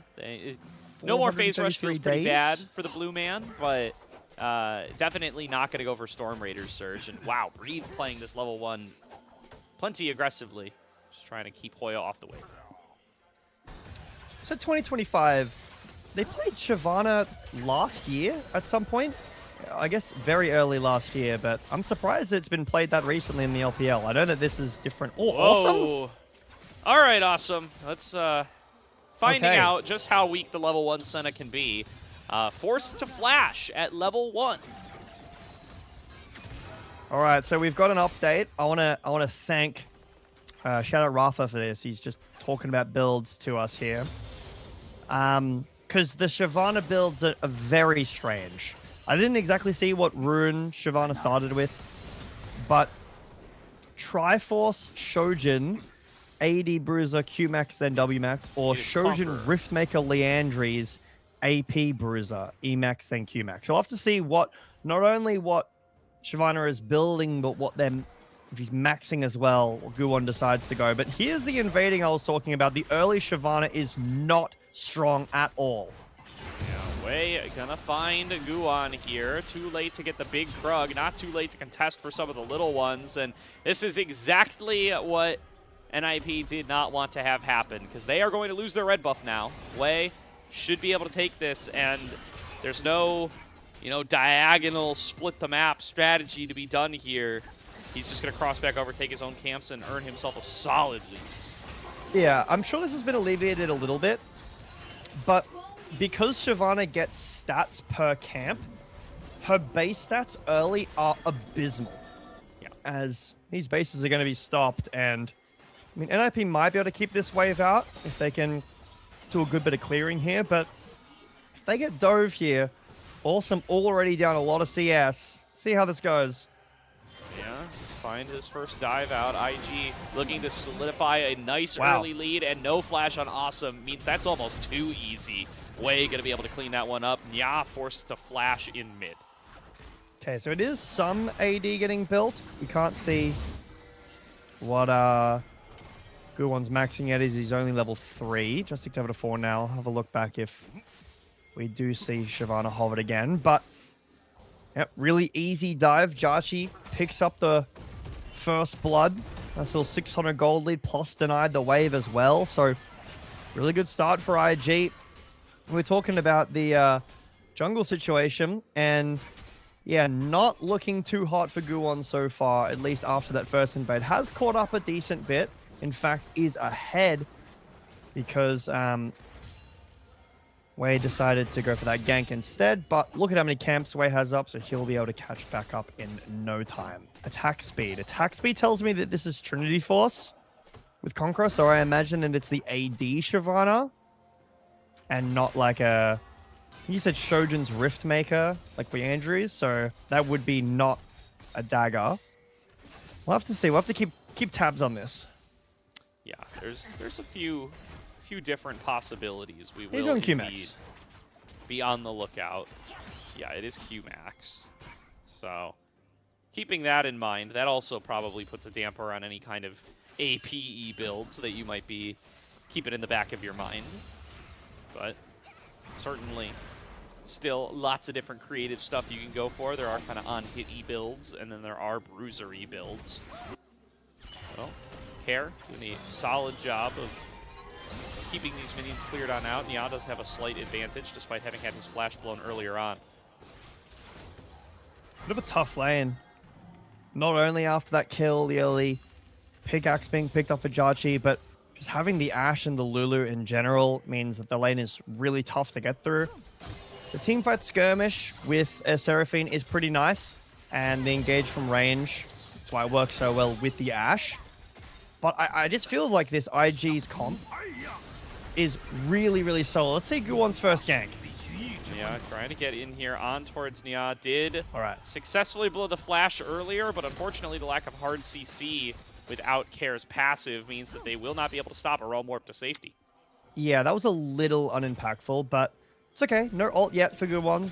But tough to really close the gap on this champion without that. And even then, maybe probably had enough damage to burst down if he was on top of Nya. But yeah, I really think that IG's comp, like, it's so strong in the mid game. It's insane. Renekton, like, whenever all these champions are close to level 11, working on like 1 or 2 items, I truly don't see a fight in which NIP do well. I think the only way this comp really functions well is Huya getting a lead in top on his own. I know Renekton, like, in the mid game is really scary, like I said, in the team fights, but if Huya can build up a really, really solid lead for himself on the side lane that we've seen Naz do, and then get these stacks onto Guwon, onto Awesome, and make a team fight with your really solid engage. All right, they really need this to work on the Nya. They've gone for him 3 times now, and finally they will pick up the kill. The flash successfully punished, and Care on the board. Yeah, the issue is you've put so much resources into mid for a tiny little gold lead. Down in bot, the situation is not getting any better. 1k lead for Jachi. We'll be able to get a plate here and even it up just a little bit, but it's not going to get any easier. And I still think that these team fights around these dragons, like second dragon, third dragon, when, first item to second item, when these level 2 ults start coming through, the game is really, really hard for NIP to play. And I think they need to be really creative with finding angles to even approach fights. Having flashes burnt, though, and picking on Nya, that's a really good start. It is. Guwon's also recovered in the CS department somewhat. It is looking like it's likely going to be that Trinity Force build that you were talking about earlier on. So he does get the Phage completed. And is, caught up both in treats so far in this game, as well as in just, like, raw CS numbers way, only with a, measly double-digit gold lead.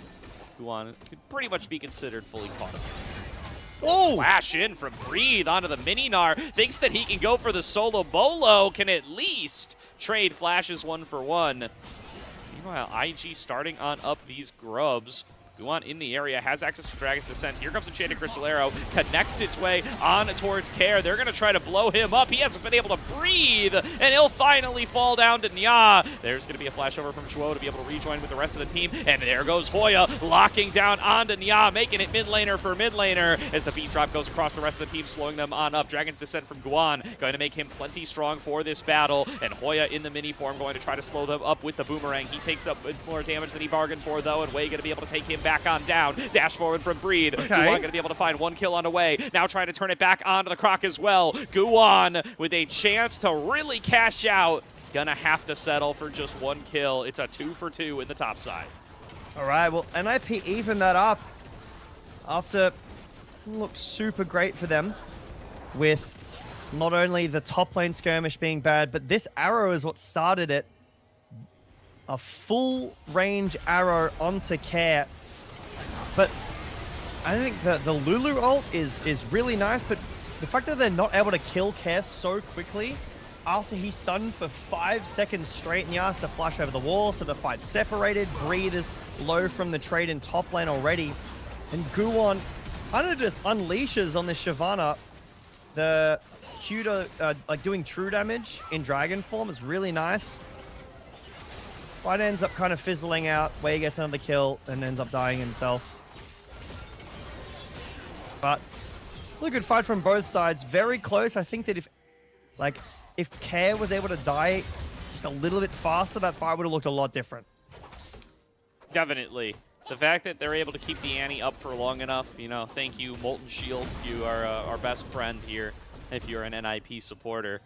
And they do manage to get him out of there. Now Breed looking for a brawl with Hoya once again. This time just taking it into the Mega Gnar. And with no flashes, I don't know if Hoya can navigate out of this. The crunch, just enough to hop out to safety, is awesome. Now, maybe had a little bit of a slow on Chachi, didn't quite find it. All right, Guwan's around the corner here, baiting. But the problem is RNG's all here. All right, Realm Warp coming on through. Nya going to have the cutoff. Nice last embrace, though, connecting on a Chachi. Going to slow this whole thing down. And that might just be slow enough that it doesn't happen at all. Yep. Okay, we see there both cleansers already burned. The Enchanted Crystal Arrow also already used. Pardon me. And Guwan being there is actually enough to dissuade the gank. So this Shyvana champion, I mean, first time in the LPL, or I guess since Visual rework, and, you know, Hit rework too, sort of. But since it's been changed, it's not looking too bad so far. Yeah, doing pretty good. It's a solid start for Guwan. Despite being attacked in the early game, was able to recover, and then that kill feels very good for him. And oh my! Oh, this is not the build that we were no, told. This is not the build I was told. I was lied to. I thought it was Trinity Force, and when I saw the I don't actually know what the name of the part is, but the hammer that gives you like movement Phage. speed. Yeah. Yeah, that's right, Phage. Yeah, when I saw Phage, I was like, okay, it's Trinity Force. I'm not going to check back. It is not Phage. It's actually experimental hex plate. I need to do some Googling. Yeah, so looking at this build on like LOLalytics at least, it looks like folks are going Hexplate into like on-hit stuff. So they're going, I mean, some people go it into like Sundered Sky, so maybe we are going to see a more bruisery build. Ooh, okay. Enchanted Crystal Arrow fired out, splits the uprights, 3 points. This way, Guwan will exchange blows here a little bit. Hair coming on up to support. And Guwan gets some revenge for game number 1 there, stealing away the chickens. Hoya, another stun up against Breed. These top laners have been going at it all laning phase long. Guwan with the Dragon's Descent, not going to get involved. Man, thinking about chicken again, Godo. I'm going to chicken burgers Anytime, after this. brother. And I'm excited. I'm there's going to be like bacon, some vegetables. I don't have any mayonnaise though. I feel like chicken and mayonnaise goes really well together. What do you think? I don't know. Maybe like I'm trolling. Like I think that's the way to go. If you're... Do you guys call burgers sandwiches? Are they just chicken sandwiches? Because I know that sometimes. Yeah, for us, a some people burger is like a beef patty specific. Right. Okay. And everything else is a sandwich. Right. So for us, a sandwich is specifically bread. Oh. Oh, lockdown coming on through. Chachi gonna get served up. Okay. Picked up by Guwan. More food for the hungry dragon as Mako has to head for the hills. Flash forward from Shuo, looking for a beat drop stun. Gonna get that flash traded with Mako's. Okay, so I can see here on the left side, 34 stacks. I have no gauge for what is a good stack number for Shyvana, but keep that in mind. We don't have a stack counter on the HUD just yet. I think that if Shyvana was more prevalent in pro play, that would probably be implemented a lot quicker. But really nice ult from Zhuo. Catches Jachi, no cleanse. We're speaking about the cleanses being down before. And then Guwon's just here. Really nice gank. Gets the kill as well. So I'm really curious as to where Guwon goes from here. It is looking like Dusk and Dawn. Dusk and Dawn, okay. That smells like Dusk and Dawn to me, J Beto. Yeah. And that is a more on-hit E Shyvana build. That gets me excited. Well, he was Q-maxing, so maybe he's going to like do a few points in Q and then change to E. We'll have to see as... Wei getting chased on down. Dragon's Descent comes through. That fear's huge. And Zhuo will be the one who claims the kill credit somehow at the end of the day. But Guwon's just happy to be claiming lives. Now locked down from the last embrace in mid. Awesome. Down in gold, but still happy to brawl, happy to stack up souls and keep them in a good position. And Guwon, again, like there's surely some kind of complex here with these Raptors after game number 1. All right, so we can see here, it's Q-max into E-max. So everything I've been told by Rafa is a lie, because I was told that if he was going to start AD, it was going to be Q then W-max, or E then like E-max first. So nothing is true. Everything's a lie. Rift Herald being started up by NIP. Now going to be a dash on forward. Nya looking to get the fight started. Does not find a target. Wei gonna flash on in. They've got Care isolated. Here comes the Realm Warp. Nowhere for Annie to go. Although, except maybe hiding inside the blue buff pit, will not be able to stay alive that way. Guwon's lost a lot of health as well. IG really find the fight that they were looking for, although Mako just steps up way too far. Hoya kills him with the help of the turret. Mako sends one for the boys. Recall was completed by Guwon. Now he's coming to try to bail out Hoya. Not going to be able to get enough rage to stay alive, and Nya will claim that kill. It's okay, though, because the dragon lived. IG pretty easily win this fight, so the Herald is secured. But this is these mid-game fights I'm talking about, where IG are just far superior. They split up the fight.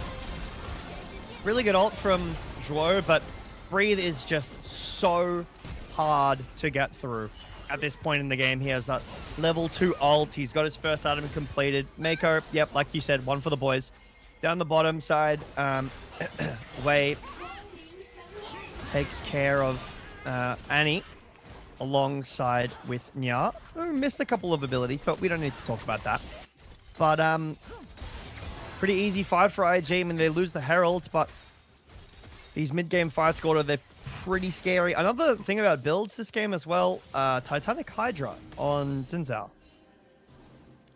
Yeah, looking to, you know, definitely going to get some better wave clear out of it, but also perhaps just looking for the reset to get faster knockups, right? Gets another auto attack on down from the 3-talent strike and lets you just find that knockup a little bit faster. When you have short windows to blow up some of these squishier targets like a mini Gnar, that can definitely be the tech of choice. I think Wei just prioritizing that over any kind of sustain in this particular game. And Jachi brawling with Awesome, going to be able to exchange ultimate for Mikhail's. Now here comes Guwon, just going to be able to get right on top of Nya, throws out the Dragon's Descent. Chain CC lasts way too long, and Guwon blows that Rise up. Well, what I can say about this game, Gordo, is despite the dragon stacking, which is pretty scary, all right, we are going to see truly the strength of Shyvana. She has 1,000 extra gold. We're at 50 stacks. I feel like that's a pretty decent spot to be at.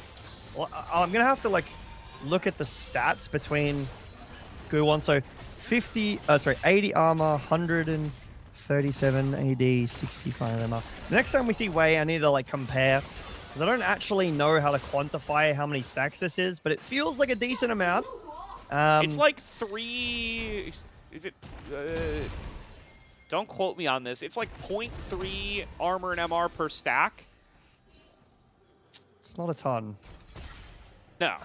So, you really need to get a lot of stacks before you're like, you know, invincible. It's more of like... It's more of a, you know, like a Scion W stack than like a Kindred stack. You know what I mean? On the spectrum of stacks. Yeah, okay. The problem is, like, where on the spectrum? Because Kindred gets, like, 4 stacks and you're good, and Scion gets, like, 2,000 stacks. Yeah. It's more like you need a lot. You need like 100 stacks before you're like, damn, this champion's really tanky. And, we have been updated. Production has informed us. Let me read this. 0.3 bonus armor and 0.3 bonus magic resist. Hell yeah! I know things.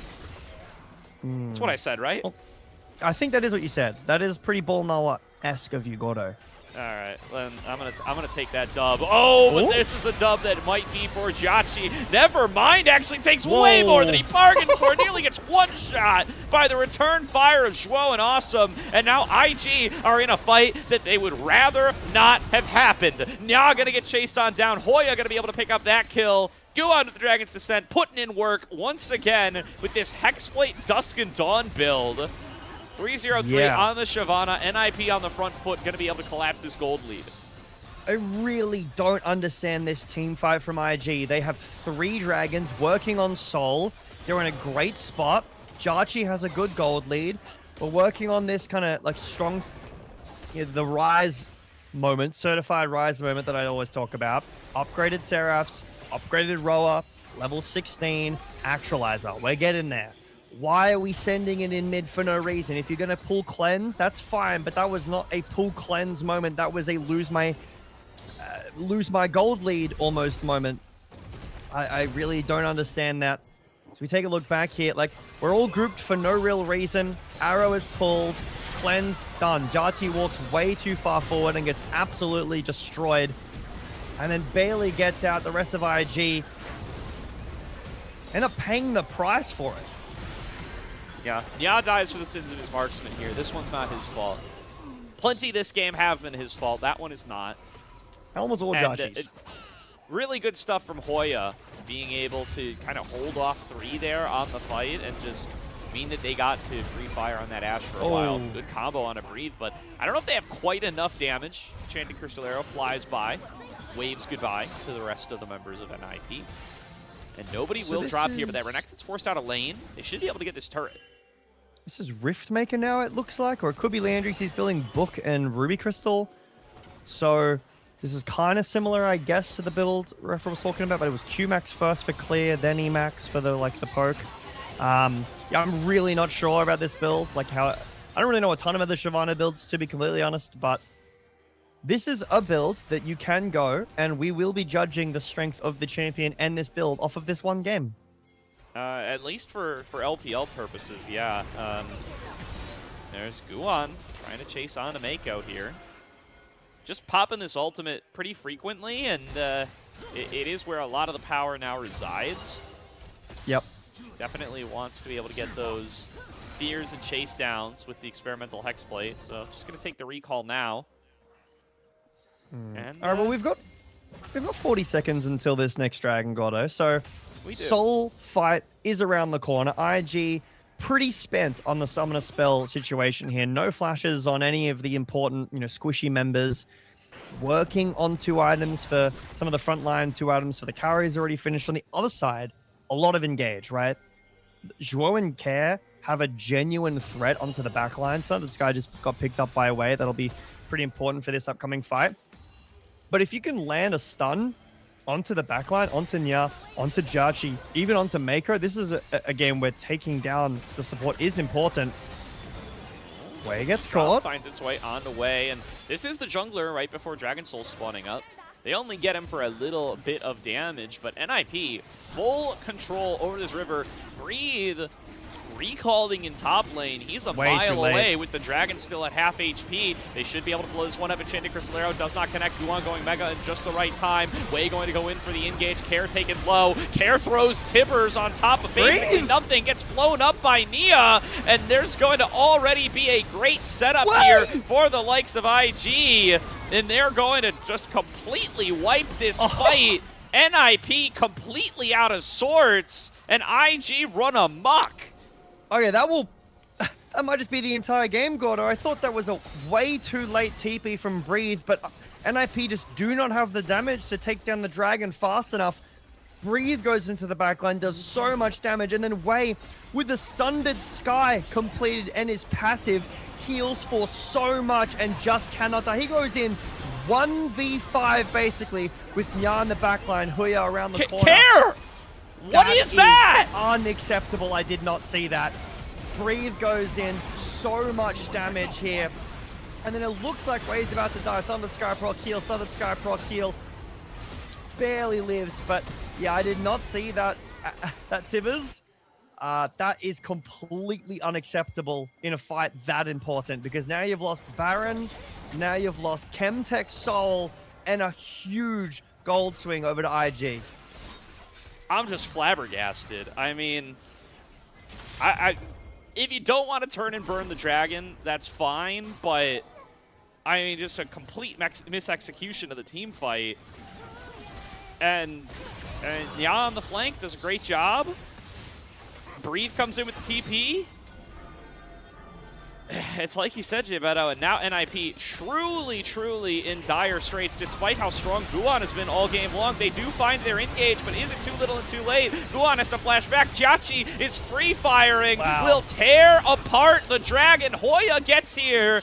Too little, though. Maybe not too late. Does trade one back onto Nya. It is a 3 for 2 with Breathe still in the top lane.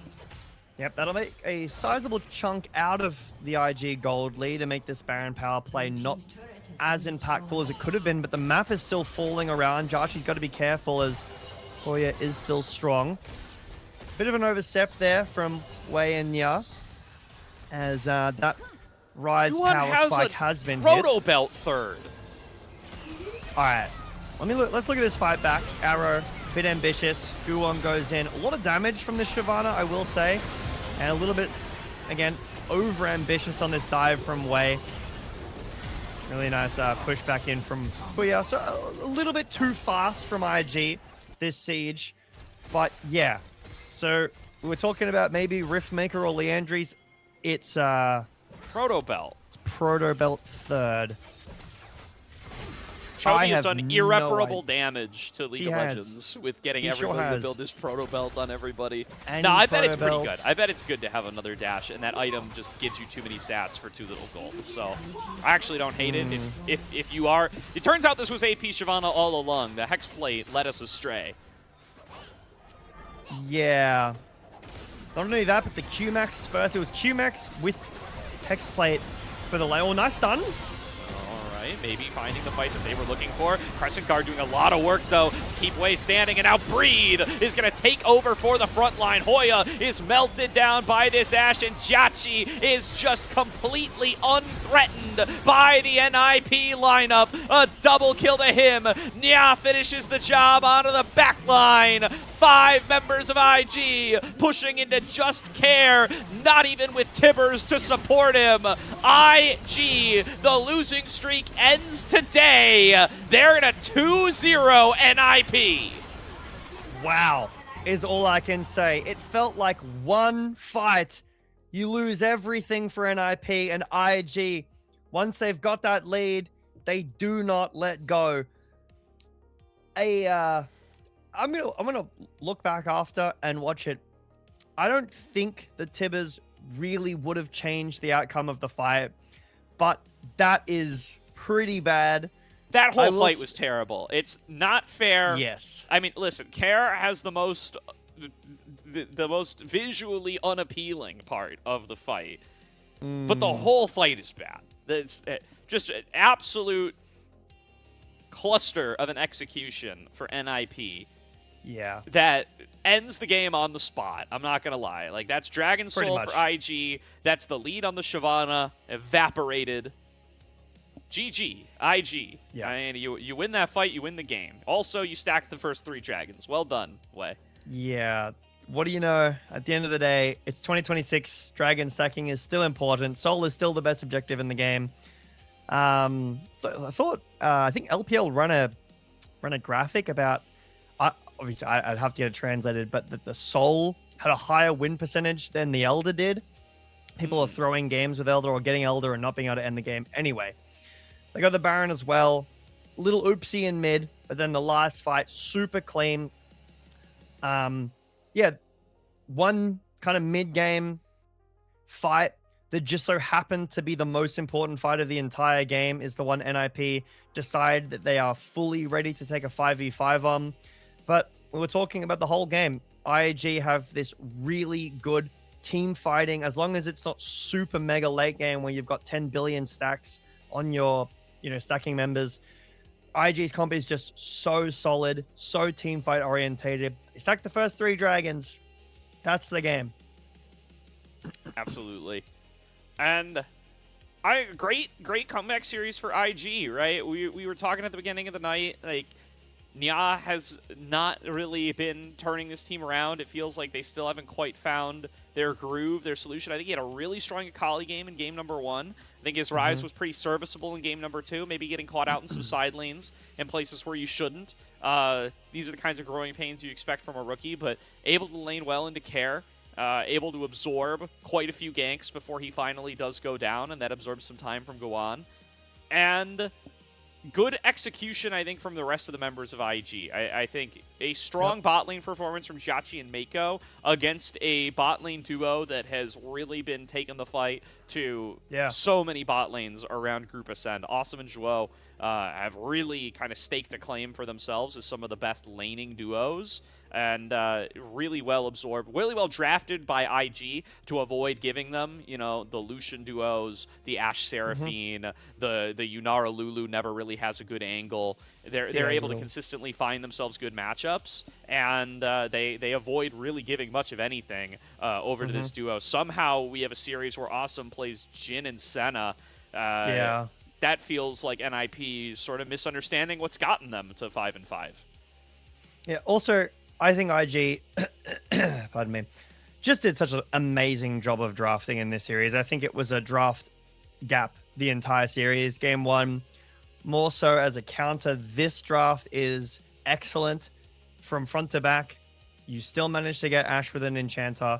You get a really solid top side skirmish, and you have this Rise that, didn't manage to really get off the ground, but can really pop off. We've seen Rises really do that. Don't know if Nya is the most comfortable in this pick. Saw a couple of fights there, specifically one where he kind of missed everything, but that's okay. That happens. I think for me that this is a Breathe MVP. Did completely fine in the lane. Like, we've seen that lane go horrendously for Renekton's, and they're behind genuinely like 4,000 gold. You can't do anything in the lane. Then you're so far behind in team fights and you're still getting outspaced. I think Breathe did so much work in the lane, looking for all-ins. And then that last team fight was spearheaded by him TPing in. Another miss stun by Care there. Not a good game from this Annie. But spearheaded by Breathe, TPing in and just running down an IP. Yeah. Now hear me out. The nature of player of the game is that if I were to guess, I would think it might go to Jhachi because he had some of those really good fights at the end. But hear me out for a personal case. How about 100% KP Deathless Mako on the Lulu, right? Give Justice for supports? A little bit give the supports a little bit of love. I'm a bit of a Mako fanboy, so I'm going to advocate for him in a lot of situations. But a really quiet does keep his but solid game from him. Look, I'm with you. I think Breed did an amazing job, but if it was a Mako MVP for this game, I wouldn't be mad. One more time, man. So let's have a look at this like Tibbers. Like, he's basically 1 HP. It's not going anywhere. No, and then Breathe is all over the back line here. I mean, super well done by him. Hoya comes in with a big triple Gnar, but it's too little too late. The fight's already been lost, and the fight lines are so in the favor of IG. I mean, they just completely collapsed. I actually think the Tibbers is kind of a big deal there. That Tibbers needs to be either onto the back line so that Hoya can go and do that big Gnar combo onto some squishies that they'll actually be able to kill, or it needs to be stopping this giant Renekton from going and wrecking the whole fight. It does neither, and it collapses from there. I will say, in the position the Care put himself in with the Rocket Belt, I'm not sure if the Flash Tibbers actually hits anybody from that position. Maybe it hits the Renekton. I don't think he can gap close onto the backline. But I agree with the point. He needs to be in a better position to make the Tibbers in a fight that important actually do something. He needs to either deny the engage so that NIP can get the dragon and get out. They need to turn on Nia quicker before the dragon's down. They need to set up some kind of dive onto the backline. They need to have done something that wasn't flash on the spot, Tibbers on my face, and run away, soiled my pants, and just completely lose the game, because that is what happened. Not a very comforting team fight from a team that just took down AL in 2-0 fashion, and I thought their team fights looked really good. Yeah, absolutely here. So that is going to be where we close out today's series. A 2-0 for IG, keeping them in potential contention for a top 4 finish. The loss here would have eliminated them, but they hold strong. They can still get to 7 wins, and that means they still have the chance to be able to get a top 4 berth in the playoffs. That is what gets you that bye. That gets you away from a matchup against a lower group team. That is where you want to be. So still plenty to play for both of these teams. Their seasons are not locked in stone as of yet. They still have plenty of playoff posturing to play for. With that said, we're going to be getting into our second series of the night here before too long. Everybody get excited for Top Esports versus WE coming on up next. And that is going to be taken away by another set of casters. So that's going to do it for Jay Beto and I. Thank you, everybody who's hung out with us for this first series. And stay tuned for Top Esports WE coming on up next.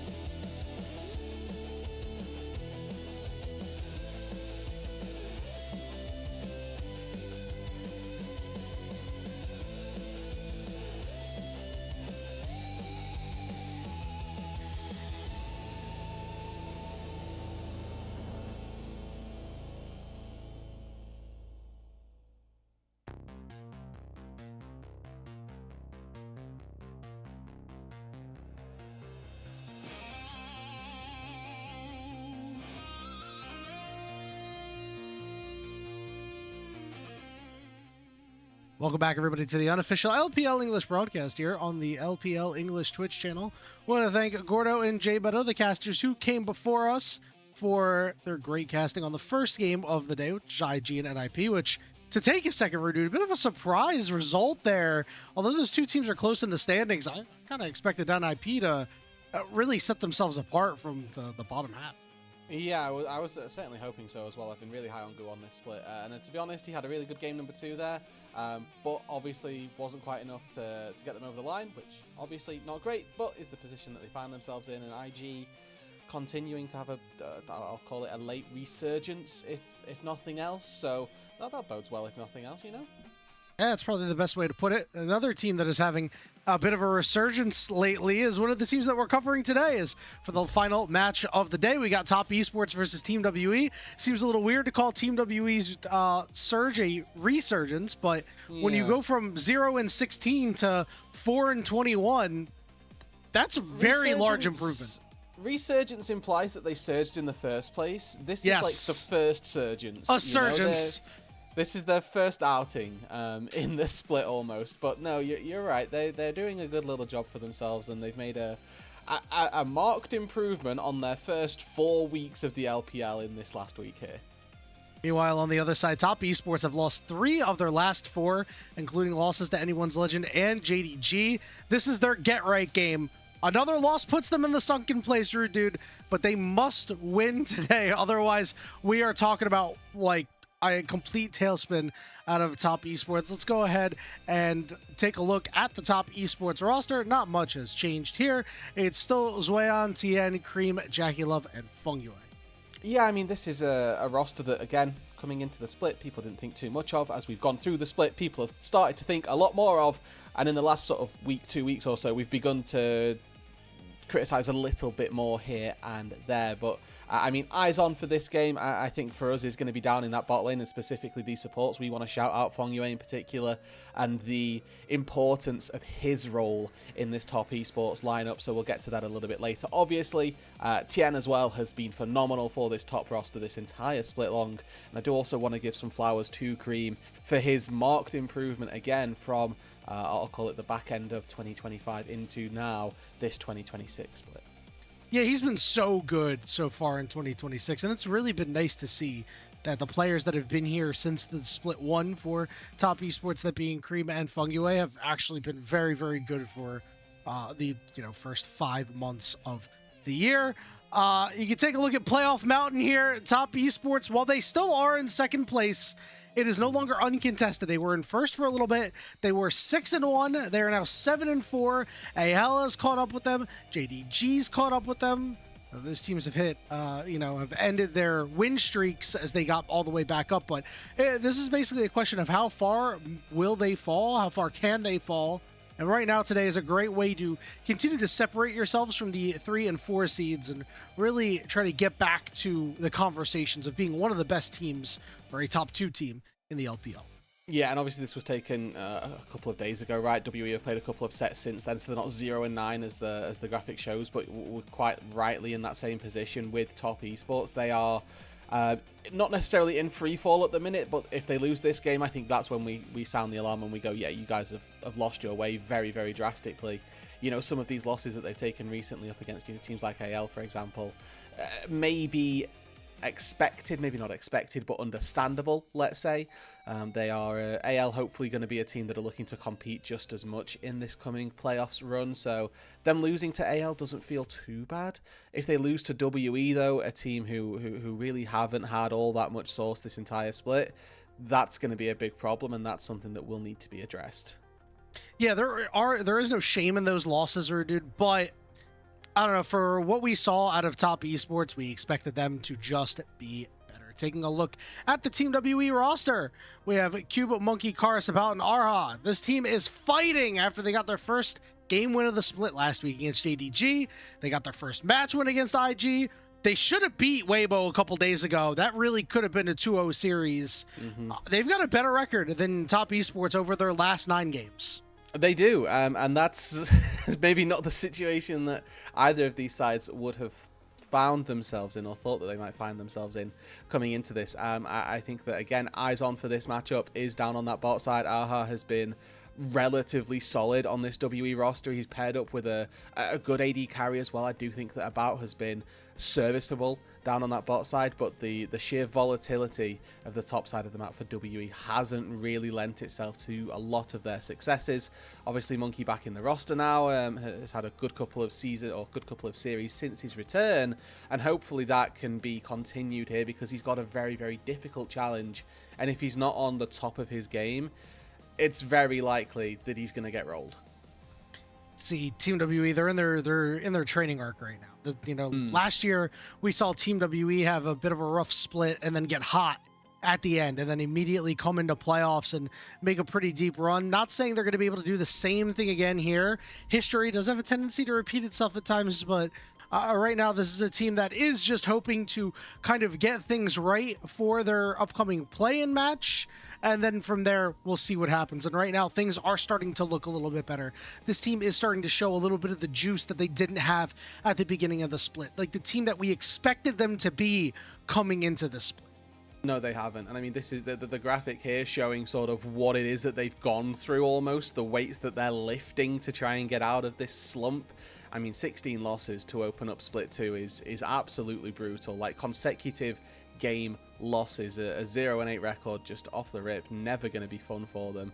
Obviously, the Monkey mental health break, but it seems to have done him good, right? Like we've mentioned, coming back has looked decidedly better, and then finally getting those couple of game wins, series wins as well. But like you mentioned, Yanni, they are by no means where we imagined them to be, and we are hoping that hopefully they can excel even further, give us a truly competitive playoffs, because I think going into the post-season, obviously there's going to be that play-in for the playoff stage, and WE currently don't look like a team that I think are going to be able to hang, but we'll see whether or not they can actually prove me wrong. Yeah, I agree with you there, dude. I think that it's healthy for the LPL to have a Team WE that can come in and potentially go and take games off of some of these better teams, just because of their hyper-aggressive play style. It's kind of what we saw them do against Weibo Gaming, where they dragged Weibo into the muck. And I mean, Weibo is the team that's just ahead of them in the standings, but you could say on paper is a vastly better team, pound for pound, than Team WE. So when you're able to at least do that and generate some buzz and excitement, is generally a good thing. A couple of players that have generated some buzz and excitement that we don't often get to shout out. We're going to shout out our supports today for our head-to-head. The KDAs might not look that pretty because, guys, they're supports. They get the dirty work done. But the assists per game, the kill participation on these guys, and their vision score is really strong. Now, I do want to note, had to be fair to Arha here, did pull stats from both splits so far because, let's be real. It's going to be hard to put up some really, really nice stats. Although his kill participation for Split 2 individually is actually in the 80s because of the kind of impact he's had on Team WE, despite the fact that they haven't been so great. Oh, wow. Okay. Well, fair enough. I mean, I do like the pull for Aha and for Fongyue as well. Both of these two have been genuinely quite game-changing for their squad. I think Fongyue and Tien have been able to link up really nicely. I think that Aha has been doing what he can with the pieces around him. Obviously, down on that bot side, the bot lane doesn't look too lost necessarily. And when you are playing, and I know we're not in engaged support meta, but when you're playing support, if you're trying to be the person to make things happen and the rest of your team just aren't where they need to be or aren't on that same page, it's typically the support that suffers, especially when we're in this enchanter meta. You face check one brush you're not supposed to, there's just, whoever it is waiting in a brush, an AD jungler to try and slap you, you're going to fall very quickly. So, we talked about these KDAs, it's still better than Fongyue's here, and I think that for Aha, he's one of the players that we need to look to. If anything good is going to come from WE, I'm hoping it's from this bot side. I can't tell you how true that is about this Enchanter meta right now, because I have been playing some competitive League here in 2026, and I have been playing some Enchanters, and I have unfortunately had a couple of moments where I'm like, well, I have to be the guy to lead the charge because the rest of my team can't. Looking at you, many people on the LPL English staff. But who are we flaming? Call them out. Name these people. Come on. One of them that I'm really flaming is not on the staff. I'm flaming Shibby a lot here.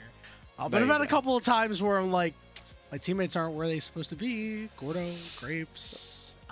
Slayer is usually where he needs to be. So Shout out Slayer for the macro. I sometimes play ahead of the team sometimes. There's also a possibility, Yanni, and I'm not going to absolve you of any of your crimes. No, I accept blame. You may be a little ahead of the curve, which is also absolutely fine. We've got the walkouts coming on, though. Top Esports WE leading on to the stage.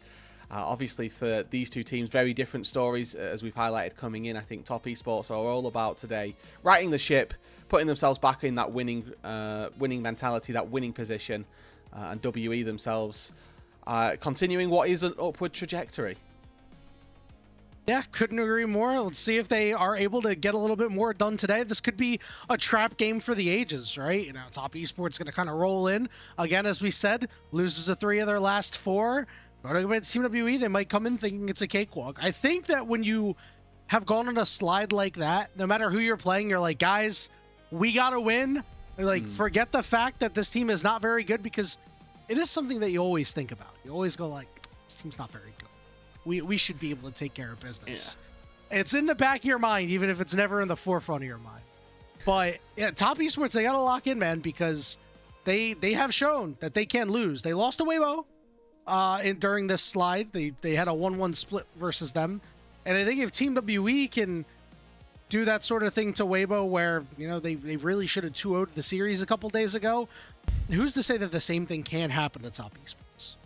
Yeah, it's not necessarily, I'll say, on the cards, but it's a possibility. You know, stranger things have happened in the LPL, and stranger things will continue to happen, frankly. So I expect to see more twists and turns ahead in the road, whether we see one today or not. My expectation coming into this is that Top Esports should be able to handle WE, to get my sort of prediction out there, that I'm expecting WE to try their hardest, but I do think that jungle matchup, despite Monkey's return to some semblance of form through the return to his LPL, I would say that TN has just been on fire for the most part of this split, and obviously that's come with a recent downwards trend, but I think that this is going to be the mental health match that Top Esports need, that should get them back into a winning spot. Couldn't agree more. I think that there is a bit of a skill differential in the jungle, for lack of a better term. I mean, Monkey has shown that he is pretty darn good, but Tien has been on another level. I think his MVP case has cooled a little bit, especially during this stretch. He hasn't looked particularly good, but he's competing for MVP with Knight, who might set the record for KDA in a split for the LPL. So, you know, if you lose out on MVP to that, you lose out on MVP to that. It just kind of happens. I do think, though, for Team WE, the good news for them is that JDG kind of gave the blueprint on how to beat Top Esports. You go and attack the jungle. So we'll see if that happens in draft, or if it's going to be something that's going to stick to being in-game only, as we're in the draft for Game 1 of this best-of-3 series. Alrighty, so we noticed in the previous series that Ezreal was getting banned away immediately. That so far has not been the case. Obviously, we've got fresh patch sort of from the start of this week, so we'll see what it is that these teams are looking to prioritize. Some good pairings taken off the board down for that bot side in the Ashe Seraphine. Still got plenty of those knocking around, though. Large focus toward top lane bans for Top Esports, as they take out the Scion from Cube, they take out the Rumble from Cube. Feels like those are some WE staples that we've not seen for a while, but that we're quite happy to see come back to fruition here this time. Poor Cube, man. I mean, this is a guy that unfortunately gets the short end of the stick sometimes, unfortunately doesn't have the greatest games at times, and this man just gets banned out. Like, they just focus him and they say, yeah, man, we'll take him off comfort and we'll kind of give Zwei on a really easy lane, I guess we can call it. Looking at some of the lock-ins here, we're going to go with Jarvan over for the side of Tien, going to get paired up with a Karma. Underrated combination is Jarvan with an Enchanter. Everybody talks about Xin with an Enchanter, but Jarvan can make great use of Enchanters. Can do the similar sort of thing.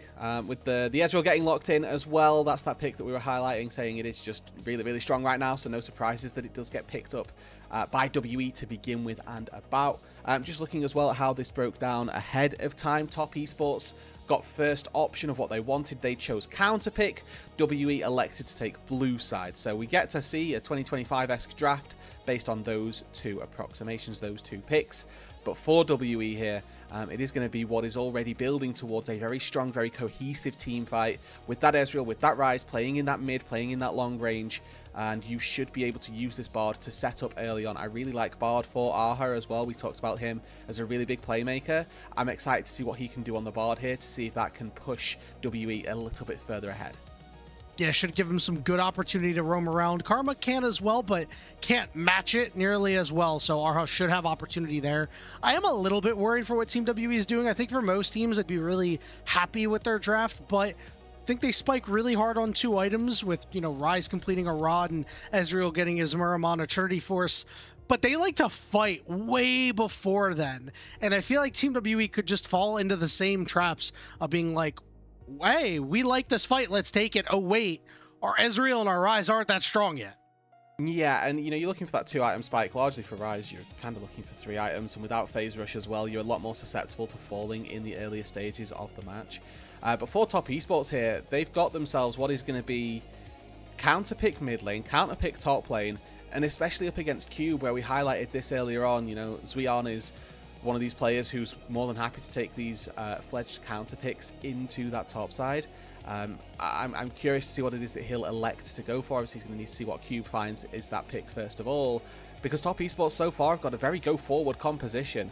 I'm glad to see that Sivir ban has come off the board, because this is a very sort of dive-esque style. I mean, the Jhin feels like the next logical ban that they might go for if Top Esports are just going to look to go all in, no gas, or all gas, no brakes, just flying forward into this WE comp. Yeah, I expect that Zuion is not going to pick a tank, so that would mean that Jackie Love should be on Jhin duty. You know, it's fine sometimes, especially when you've got a Karma with all of these other champions too. Like Jarvan standard can actually make it easier to get Jhin roots happen.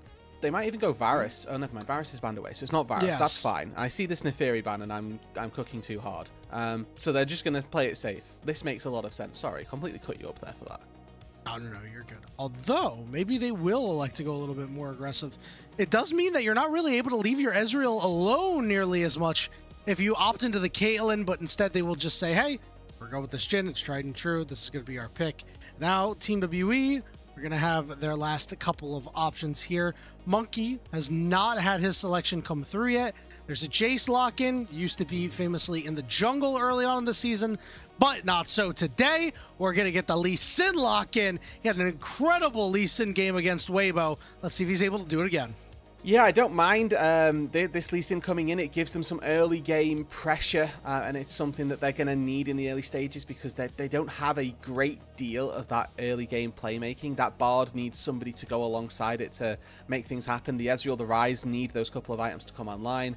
I don't mind the Jace as well as an attempt at a lane bully here. And I know we were talking a lot, Yanni, about this top side for Zuion needing to be something damage oriented. And I don't hate what Top Esports have done here. They've gone for the Cassante up against a composition of WE that doesn't really have tank shred in it outside of Karis. So it makes sense that they've gone for this, but this does give us that concern about the Top Esports roster. They've gone for no damage mid lane, very sort of dependent scaling damage in Jackie Love later on into the game, plus Tien, who can maybe get the ball rolling early on, and then a tank on that top side. But I am concerned that if Top Esports sort of don't get snowballed, they might struggle to be able to kill people. And I think that that's a double-edged sword here, because WE also have very squishy members. There's nobody on that roster that is going to be able to sit and tank. So if a full combo comes through, odds are the person on Top Esports, or the Top Esports, are going to take down the person from WE. So whether or not they've got enough in the tank for a full team fight. I'm so with you there, Rude. I mean, I do think that the good news is you're putting the game on Tien's shoulders, because he is a guy that can shoulder that burden. But the bad news is I don't think you had to with this composition. I think that if you had that, you know, carry coming out of the top lane, you could play for team fights for Jarvan, for Annie. Now you have to play for, all right, well, everybody on my lanes have CC. I have to go in as Jarvan and go and make some plays. It's going to be a little bit harder against Monkey's Lee Sin. You know, Monkey plays fearlessly, will absolutely take any fights if he thinks that he can win them. So we'll see what Top Esports is going to be able to do in this early game. We're hitting Summoner's Rift for game 1 of the final best of 3 series of the day between Team WE and Top Esports.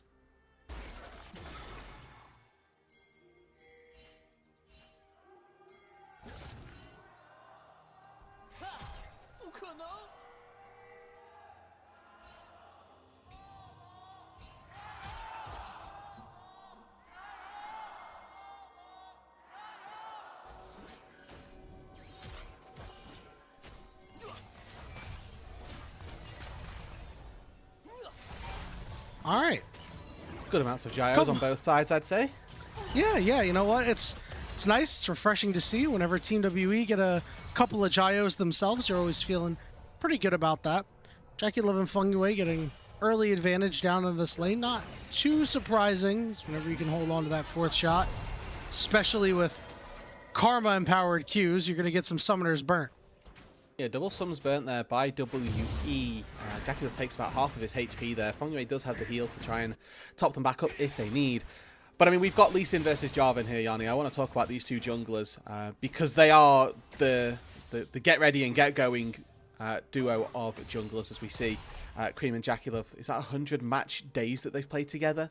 Which is really nice to see for this new, sort of, I won't say a new duo, but Cream, you know, he's been on Top Esports for as long as I've been here at the LPL, and I know that it was his sort of first season away from a weaker team. He's had a really good sort of progression through the start of this year. So it's nice to see that there's an attribute, a milestone being attributed for this game.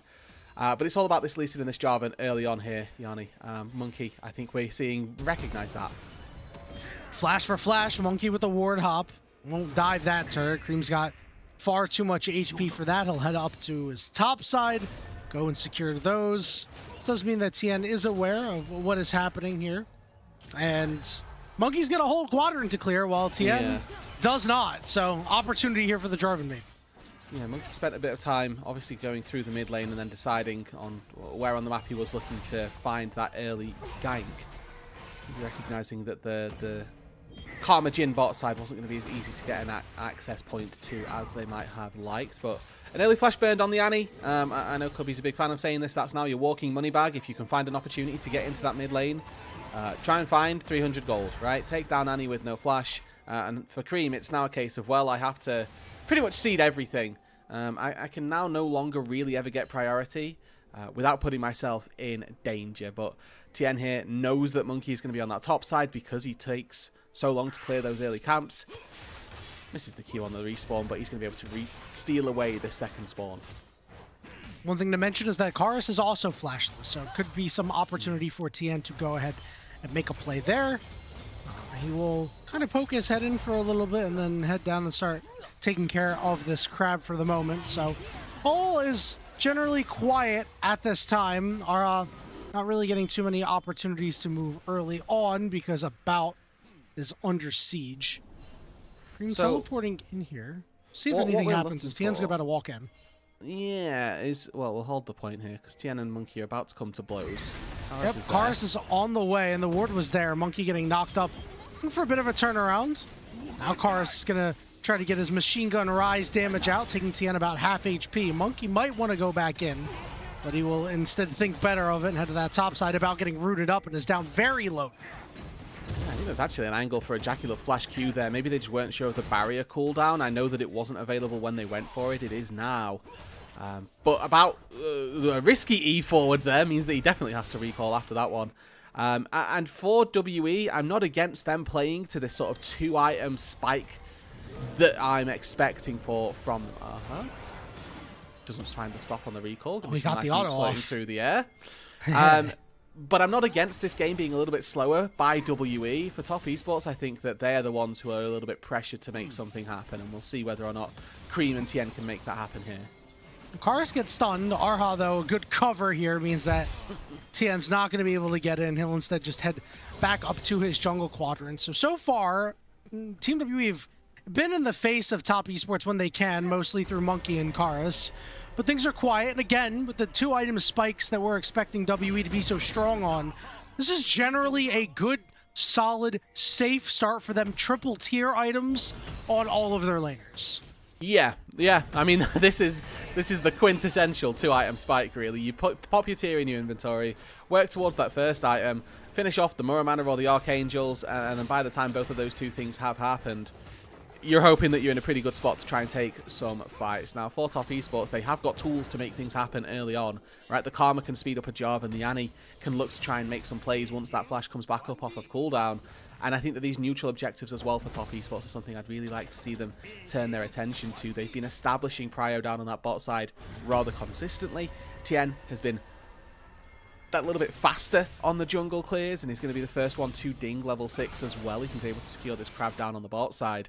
And that should mean that they can find an objective, they can find that dragon at some stage through this early game. Karis now level 6, and you can already see he's leaving his lane, maybe trying to make an impact. Good ward coverage on the bottom side here by top esports means that it's going to be a little bit harder for him to actually get that done down on a side that he can actually affect. Dragon is up, and with all this vision for top esports, they can always opt into it at any time if they want. But for the moment, they won't. Just get Tivers dropped on Karis' head, down to half HP. Yeah, it looks like Monkey's trying to find another fight around these chickens. Obviously, no Tibbers for the instant burst on the Annie, but obviously he's still there. Cataclysm there. He's got no ward hop. He will kick Tien out of the pit. Monkey waiting for this to fall off. He'll flash, get stunned. Karis is moving over. Fungyue is going to be to the play first. Flash flag and drag does not land. Karis, desperately trying to get away, will step back into the Realm Warp. Will survive with about 150 HP. Yeah, lovely little sidestep there. The double flashes come through from Fungyue and Tien. Now, this does mean that the Rise is going to lose out a little bit here on this mid wave. He's going to miss out on about a wave's worth of experience. But it's good that they're able to survive, and that's a lot of top esports' early power mitigated for the first 2 minutes, or for the next 2 minutes, let's say. Obviously, it doesn't come at no cost. Cream is going to be a little bit further ahead on the Annie than the Rise might have liked, but it comes at a cost that WE should be happy to give. Yeah, when you scale harder, that's okay. Ezreal's going to come in, cancel Cream's back. Nice job there by About. And, you know, any time that you can pull top esports attention and not let them get any kills, and they're not actually advancing the game state, you are in a very good spot as Team WE. The Grubs have now spawned. If I'm Team WE, this is the first objective that I'm actually looking at here, is let me go get these Grubs for Cube. So the Dragon's been started up by Team WE. Yeah, that True Shot Barrage opens up this Dragon for them. Cream wasn't able to get back to base on the sensible recall timer, so he ends up losing out on a lot of minions as well, pretty much neutralizing that mid lane advantage that the previous gank had got. And it means that he's also not going to be out on the map to stop this Dragon from falling. So WE buying themselves 5 minutes, really, and that's kind of what you're looking for with this composition that wants to get to that scaling aspect, or has some scaling aspect. You're looking for just any time to be able to be bought for you, and that's exactly what Dragon has done for them. Another Tibbers dropped on the head of Karis. He could take him down to half HP, and means that he's not really able to effectively Realm Warp. He's going to have to heal up off that Catalyst, but with Tien and Fungyue showing up into the mid lane, it's going to make his life a little bit harder. Grub is going to be started up here by Team WE. Top Esports does not want to give this one up. Monkey will snap up one of them, but the rest of the Top Esports squad will show up, and we'll get out. Yeah, Grump needs to be tipped well for his taxi services after that one, but Top Esports need to get these Grubs. They need to find some sort of neutral objectives here. Their composition at this stage in the game should be stronger. There is 1,200 gold on WE, which has been spent on mana, and you know that currently isn't giving them any damage. So I'd like to see that be progressed. I'd like to see them leverage this advantageous early composition that they have for themselves, and if that's by the way of getting 2-to-1 Grubs, and that's about it, that feels like we could be doing more. Grub left on 1 HP, but Arha wasn't able to get close, so it's a 2-for-1 in favor of Top Esports. It's a good takeaway from Team WE, but they don't really use Grubs that well themselves. Well, I think as long as you're sieging, you're using Grubs well. I sort of always have been of the impression, okay, Grubs equals split push, but the way that they are currently, it's just grubs equals any sort of push, and they can open up so many angles for you as a team to get a little bit extra than you might have been able to previously. I mean, it's a 2-to-1 split, so it's not going to be astronomical by any means, but just the spawn of the little grubbies is going to be really useful when looking to siege down on these turrets. As we take a look across the board, there are small laning advantages for everybody on top esports, seemingly out of just their lanes. So it's not nothing for top esports here, but we need to see more. Credit to Zweon, up about 300 gold in the melee versus ranged matchup. It's tough one to deal with, but Zweon, before he made his debut in the LPL, known really for being a tank player in the LDL, has deviated from that since getting called up, but has occasionally shown a couple of games on tanks, and this one's just another one that he has done a fairly good job on so far. We'll see what his all-outs look like in some of these later fights. Yeah, and I mean, Rod of Ages breakpoint hit here for Chorus 11 minutes in. And for Zweon, sorry, as you were mentioning, he's full build now versus the Jace. He built plated steel caps, so, you know, he's feeling very happy. There is also, obviously, the Doran's Helm now, so that makes it, you know, that laning phase maybe just a little bit easier to sustain up against a Jace. And now you've reached that breakpoint. There's nothing really that the Jace can do to you. If he jumps in, you just go all out, and, well, we'll see. Well, Cuba's got a lot more HP right now than Zweon. And here comes the Realm Warp out of the Rise. Zweon already had to flash away, but it's not just Rise. It is Monkey 2, and first blood goes to Chorus. Yeah, and I mean, that looks like Cube had that on his own, so I might have to have taken back some of the things I was saying previously, but it is going to come here and give the first blood over to the Rise, as Fongyue now in a little bit of danger. Tien sniffing for Monkey. Like this look here, Monkey is getting very low. Gets cataclysmed. Here comes the shock blast at a Cube. Tien gets the kill. Cube over the wall, ready to take this fight, but he doesn't have a whole lot of mana. Cream is on the way, but Tien's caught between a rock and a hard place, and it's a second kill for Chorus. Chorus is smiling right now, 2-0 on the Rise. He needs to be the one in this game to kind of push WE through. As we were looking at this composition that WE have drafted for themselves, we highlighted that their tank shredding capability comes pretty much from this Rise in the mid lane. So if Zweon becomes a little bit of a problem, it gets out of hand later on, it's going to need to be this Rise who's the one in charge of stopping that from happening. Cream walking into an unrewarded brush there is going to take a lot of HP because, again, Kara sustaining, has a little bit of damage now. Team WE, a very good spot. 25 seconds until this dragon is up. Let's take a look at this replay. Tien wanted this.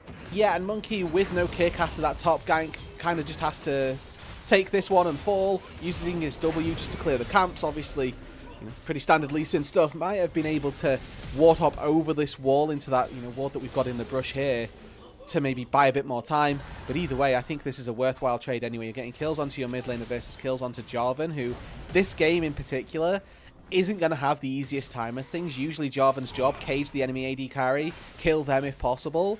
But the Ezreal's always going to be able to arcane shift back out. The Jace probably can queue something to get out. And yes, you can Cataclysm the Rise, but if you're locked in there with a Rise, he's probably killing you first. Cube got a little bit more out of that play. He did end up taking the Gromp as well. This is an extra 80 gold in his pocket. Now he's up about 200 gold on his lane opponent. But Chorus is the guy with the lead right now. So looking to see him extend this and really be the guy that Team WE is looking for to carry them in this game. He's been so good on Rise here in 2026. His 11th game, 7-3 currently, looking to make it 8-3. This dragon is up, so a lot of members down the bottom side. Arha took a nice journey, but so does everybody else. They want it so bad. Arha is low. The turn is here onto Tien, and they can't take him out. Arha lives on a sliver. Double teleports coming in here. Zweon lands first. He's got his big shield. Arha stuck in the back of the pit, and Cream's going to be able to finish him up. Monkey leading him on a chase because the Annie gets cut off, and Monkey is still alive. Everything's falling apart for top esports because the carries are carrying, but Zweon's all out. Here comes a curtain call. First he gets Cube, now he's looking for Monkey, he takes him low. Zweon will get it as the turn is there, but Chorus is still alive. Now it's about Chorus versus Jackie Love and Fungyue. Chorus in the 2v1, forces the flash out of Jackie Love. He locks up Fungyue for the moment. He's got double buffs and he's got another kill. 5-0-1 for Chorus, 15 minutes in the game. It is a bloodbath, Yanni, in the bot side of the river, and nobody comes away with the objective, so we could very well get take 2 in just a little bit of time here. Replay instantly from the observers, and we love to see it here. WE looks like they've started chucking away Arha. Instead, all 3 members go through the portal, make it look like this is a WE win through and through. But you want to keep your eyes on Karis here, constantly looking to do damage and keep crucial targets zoned away. Jackie has to walk around the river here to try and get into this position. Now Zweon, again on this Cassante, actually has a pretty solid team fight here. Multiple double, triple Qs coming through. As yet, we're right back to it. Yep, in the middle of everybody is Monkey, and he gets pulled back in and will finally fall. Arha down to about half HP, 5v4 for Top Esports for the moment. If I'm Team WE, I'm getting out of here. Don't fight it. Oh, no. What you don't understand, Yanni, is WE have got range here. Now, they may not have a jungler, which is going to dissuade them from looking to try and take this play. We are going to try and use this timer to try and get something on the map. Tier 1 turret is going to be defended by Top Esports, and that's the first big win for Top. That fight down on the bot side, pretty even overall, a 4 for 4 in total. But obviously the big winner, Karis, 5-0-1 on this rise, is the linchpin for this WE composition in Game 1. It's really nice to see the growth that Team WE have put out since the start of this split, because I think that Team WE from a couple of weeks ago would have just taken that fight, but instead cooler heads prevail. They understand that they have the scaling on their side, which is something that we've really talked about. They understand that they're still waiting to hit their 2-item spikes. They're starting to get there. I mean, look at them. They're all at 303 on their tiers, which is honestly very weird. But, I mean, listen, they're right there. They're ready for those upgrades. Yeah, once we... I mean, and Karis has even gone for a slightly later Archangel's upgrade as well, opting into that Seekers really early on. Maybe expecting that he's going to be the target now, given the fact that he's 5-0-1, which is a pretty solid foundation, I would say, of ideals. Well, Cream getting caught here by Ara's ultimate, but Tien is right on top of him, so there'll be no further advance there. I'm not sure if that was just me there, Yanni, but we did a little bit of time traveling during that. We saw our fire 2 ultis then onto Cream. No Echo, no Zillion, and yet we still have these capabilities. Teleports coming in from Karis here just to really defend this turret. This does mean that Monkey is now alone on this Herald, and Zweon is going to move over. Jackulov wants to get in there as well. Monkey will be able to secure it, kick him away, pick it up himself, and will escape no worse for wear. Yep, job done for Monkey here, and he's had a really good showing in this early stage of the game. Obviously, 1-3-3, not the most glamorous scoreline, but I think taking a Dragon and taking a Rift Herald is probably not what WE should have been able to get in this game. Nevertheless, they have found it anyway. Monkey has found it anyway, so good to see that this Lee Sin, whilst it's not had those flashy big kicks just yet, has definitely been able to make something happen for the squad. Now, I do want to call out here, just before we get too deep into the items, that at some stage I would like to see Cube, Monkey, or About pick up a Serpent's Fang. 4 out of 5 of the champions in this game on Top Esports have got shields, so it has an insane amount of value here if they can find the time in their build path to put it in. Yeah, I think if I'm Cube, that's my next item. I'm going to go complete my Muramana, and then I'm going to start up on my Serpent's Fang. We're getting a really early Herald usage here. Not going to do it to secure the Dragon, but will instead do it to get a charge off on this bottom side. Let's see how good Monkey's driving is. It's pretty darn good. He's got his license. They want to shovel this gold into Karis. Top Esports, as you said, looking to defend this. So not really getting the value you expected out of this Rift Herald, WE. Well, they are very close to breaking all of the outer turrets here. Mid lane's on its final plate. Bot lane is, you know, 1 crystalline overgrowth from falling. So I think this is an investment in the future by the WE. At some stage, they are expecting to be able to walk up and hit a turret. And, you know, they took down the top tier 1. They've got mid tier 1 again, very low. Mid lane and bot lane in the same sort of position with that sense. So, yeah, they don't get the gold now, but I think that we'll call it an amount of time in the future, there's going to be a lot of gold that they can quickly go and mop up if they need to get that for an objective, for a fight. Right. Got an ultimate down onto Jackulov. Big chunk of damage, but again, Tien and Fungyue are there to make sure that the AD carry stays alive. And now Monkey could find himself in a little bit of trouble. Hops away to Arha. Nobody getting rooted up. Baron has now spawned. And it's already going to be the site of a bit of a fight here. Curtain call coming out will force Monkey away. And that Scuttle Crab will go over to Top Esports. A lot burned just for the Crab. Car should be able to get the start. Yeah, there's that bot tier 1 that we were talking about. It's going to very easily be picked up by Karis. One swift auto attack should finish this one off. Thank you very much. And that's the Rise getting even more gold here. 45 seconds away from the Dragon. He's going to go back to base, likely finish up a second item. And he's going to go to finish the tier, which is what I would anticipate. Yeah, there we go. Picked that one up just a little bit ago. Maybe you can even get a needlessly large rod before this Drake spawns. But 30 seconds on it. Both of these teams going to love getting Infernals, obviously. For Top Esports, there are no tanks on the enemy team, so any damage that you're doing is sticking quite reasonably. And for WE, they've got to get through Cassante, so any damage that you're doing is going to do pretty well for you. One thing to note is Karis is now level 14 with a full EXP bar. So he's going to go to level 15 with this Dragon up in about 5 seconds. So he is going to be the largest level in the game for the moment. Ah, I see. So on Picture was just that replay of that going for it. Start of the fight. Yeah, you know, I respect the look out of Arha here. We did say you need to be a bit of a playmaker sometimes. A bit of a fake out here with Karis' ultimate. 2 items for WE. Everywhere on the board have got upgraded tiers for this fight. Yep, they are so ready. 2000 HP and dropping, but we have Cube going for the mid lane turret instead. Dragon secured by Top Esports. The fight's about to break out. Karis getting a little low down to about half HP. What a stun by Cream! What a knockup by Swayon! And Team WE have quickly fallen apart. Monkey goes down next. Karis says, dude, where's my team? As he has to flash out curtains for WE off this curtain call. Fourth shot, bang, flush. Right onto Karis as he trades one out. But Top Esports win the fight big. And it's all off of Cream there. Proto Belt flash, triple stun.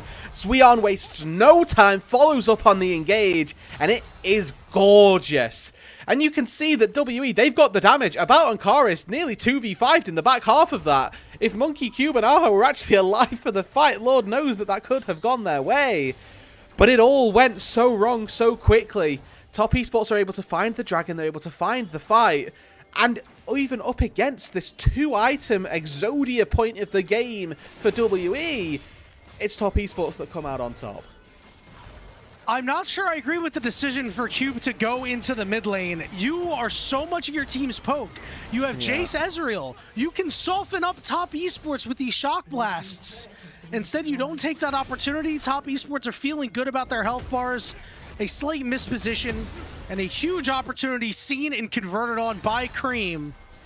A big reason why Top Esports have a very small gold lead for the moment. Let's take a look at this replay, Rudu. Break it down. I do think that very frequently Cream here has been the playmaker for Top Esports, even in their losses.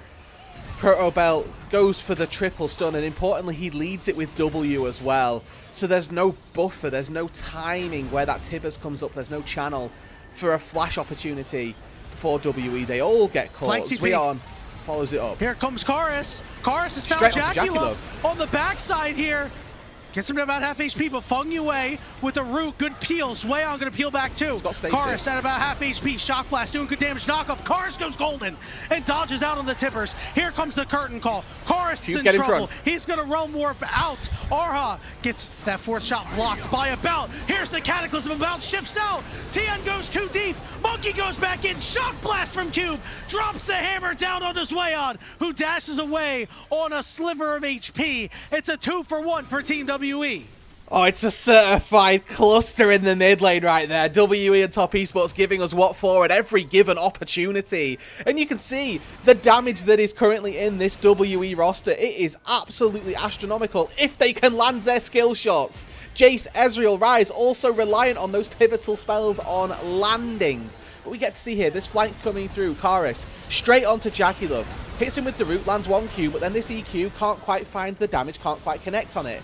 Then, as we see the regain gauge from Top Esports, it's Cream who biles all of his damage into a stasis, goes for the W and the ulti. Karis hits that stasis button, able to get out of danger. Now I was terrified here that Cube wasn't trying to block for Rise. I think JackieLove wastes one of his bullets. But you can see, look, Tien goes in, 2,000 HP, in a second, dead. Through Karma Shield and Anti-Shields as well. There's an instant barrier coming out from about as well. That Jarvan Cataclysm did do damage to him. It's only something that you would just barely be able to hear, as it was honestly frame perfect. And once again, we will do the dance here in the river. They're going to dump all their damage into Zwayon, who is very tanky. Finds another double knockup. Teleport coming in from Cream as Monkey is taken down 1 minute and 14 seconds before the Dragon.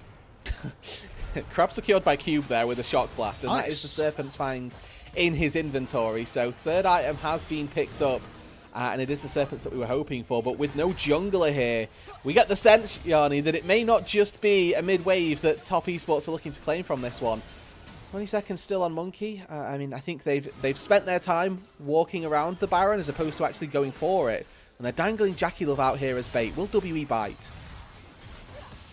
WE will bite for anything. If they were a fish, they would bite the hook with nothing on it, man. I mean, this is a team that truly embodies the spirit of the LPL, where you just fight over anything and everything, whether it be small jungle objectives like crabs, whether it be just a little bit of room on the map to get some wards down. They're always down to fight. Serpent's Fang completed for Cube, something that we shouted out a little bit earlier. Karus, no stasis, because that Seeker's arm guard's still broken and not yet going to be completed. Yeah, he opted into looking for his presumably actualizer coming through before they went for this fight, or before they went for that fight, which means he's not going to have this for 1,700 gold, 1,600 gold. He's going back to base now, has no TP. I think they're conceding this here. You know, they've already sent About back. There's the Zhonya's finished, so they do have that for future fights. But this is now Soul Point picked up for Top Esports. I kind of like this. You know, you've already had your spikes come through, and right now you're definitely not as strong as you once were, because Top Esports can kind of equalize that gap. Zwayon is really hard to move right now, so you're kind of relying on your Rise that's such a late game menace to kind of take you over the top. So give Karus everything he needs. Trust in him. We're trusting in the fact that when Rise hits Actualizer, maybe a Death Cap or a Void Step after that, we'll be in a lot of a better position. Just going to quickly call out About's inventory again. Second tier for him. This is Ezreal with some buffed AP ratios, so presumably working towards that Seraph's Embrace, maybe opting into a Zhonya's after that, going for a sort of hybrid Ezreal build. Has already got a Slow It built in with that Cyrilda's Grudge as well. So if you can get up to that Seraph's nice and quickly. At this stage in the game, you've got so much CDR, you've got so much haste that getting through these spells and getting through those tier stacks is going to be much easier than it was in the earlier game. Hopefully About has already tried to actualize her Ezreal and determined that it's not very good, because I've already tried that and determined it was not very good. And I don't think you need to be a pro to see that. A little bit of jockeying for position here as this Baron is up, but again, no Dragon for 3 minutes and 45 seconds. It would be Soul for Top Esports. They have put themselves on Soul Point, and getting an Infernal Soul would be very big for this composition, which we earlier said doesn't really have a lot of damage, and so far they have used their CC well enough, have had good target prioritization. It's a big reason why they haven't killed it. I mean, if we zoom back in on, our presumed playmakers here for this game, we were looking at the supports and what they might be able to accomplish. Fengyue is doing incredibly well on this Karma, has got that Shirelius to keep people going nice and quick if they can't provide a shield on the go. And 11 out of 12 kill participation has pretty much been everywhere. Joined with the most, actually even alone with the most in his team. So I think Fengyue here, again, playing this Karma quite well, keeping himself safe, keeping his team safe with that Echoes of Hellier in the back pocket as well. And on the other side, Arha has kind of struggled. These Tempered Fates really have not been landing on the targets that you need them to go on. If he lands one of these, we could be really looking at a different fight. But it's almost at a now or never situation here, Rude Dude. So I'm going to get poked out. It's not really going to amount to much for the moment. This is not the guy that you can pick off. Team WE keep dumping damage into him for some reason. Yeah, well, I mean, any damage is good damage. It's just whether or not they're costing themselves things to do said damage. But we've got 3 items, like you've mentioned, finished for Cube. And it's very decided that there are gold advantages distinctly across all of the roles, right? Top and jungle, there's a decided advantage one way or the other. Mid lane, Karis is so far ahead of Cream that it's not even funny. And Jackie Love here, quite far ahead of About as well, working towards that last Whisper item. If he can pick that up, he's going to be nice and strong for this coming Drake fight, presumably in about a minute and a half's time. But looking again over at Karis, he's finished up that actualizer. Cream, though, going for a very greedy third item, I would say, in the Rabadon's Death Cap, going to be looking to do actual damage on the Annie for once. He does have his flash available, so knows that any damage is good damage, as you just said a couple moments ago. And if he gets it down, Top Esports will be in a good spot. All summoners available for all players across the map at this point in time. Minute until this dragon is up. Top Esports have total control of this top side. Perhaps might be down for a trade of objectives. Cube with teleport is fine to be down here. There's nothing stopping him. Top Esports can't threaten the Baron. They know that they'll just lose the TP on the Jace, or that Jace can TP, and that'll be fine. Fongyue getting poked out a little bit by the various Mystic shots as well. But WE playing this map really nicely. 2.5k gold lead, 30 minutes in. And we'll see here, because we sort of criticise Top Esports for their composition not having too much damage, but on the same side of that, we've got WE who are not particularly tanky themselves. Again, in these 5 versus 5s, we're expecting it to be that WE can come out on top, gold lead as well as compositionally. Jackie Love has just hit 100% crit chance though. 600, 700, or 600 and something odd AD on the Jhin is nothing to scoff at, especially when we look down the roster and I'm trying to find a lick of armor on anybody, maybe a little bit on Aha, but that's about it. Aha, gonna use the Mikhails on himself.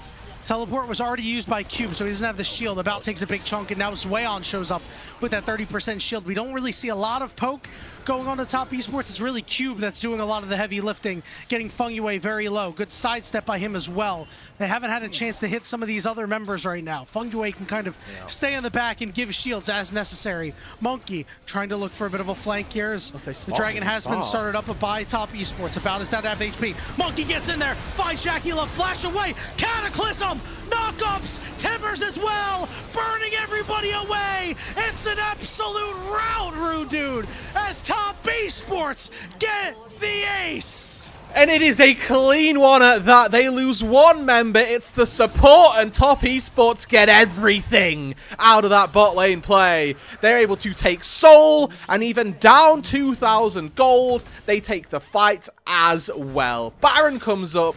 Baron will be taken, and Top Esports take firm control of this game. Monkey going in here, you know, it's really obvious, it's really telegraphed that he's going to be able to get onto Jackie, but look at how Top Esports respond.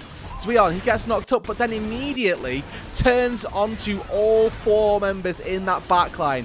Tien, with a monster re-engage, actually stops everybody in their tracks. He's the one who doesn't get caught with the knock-up.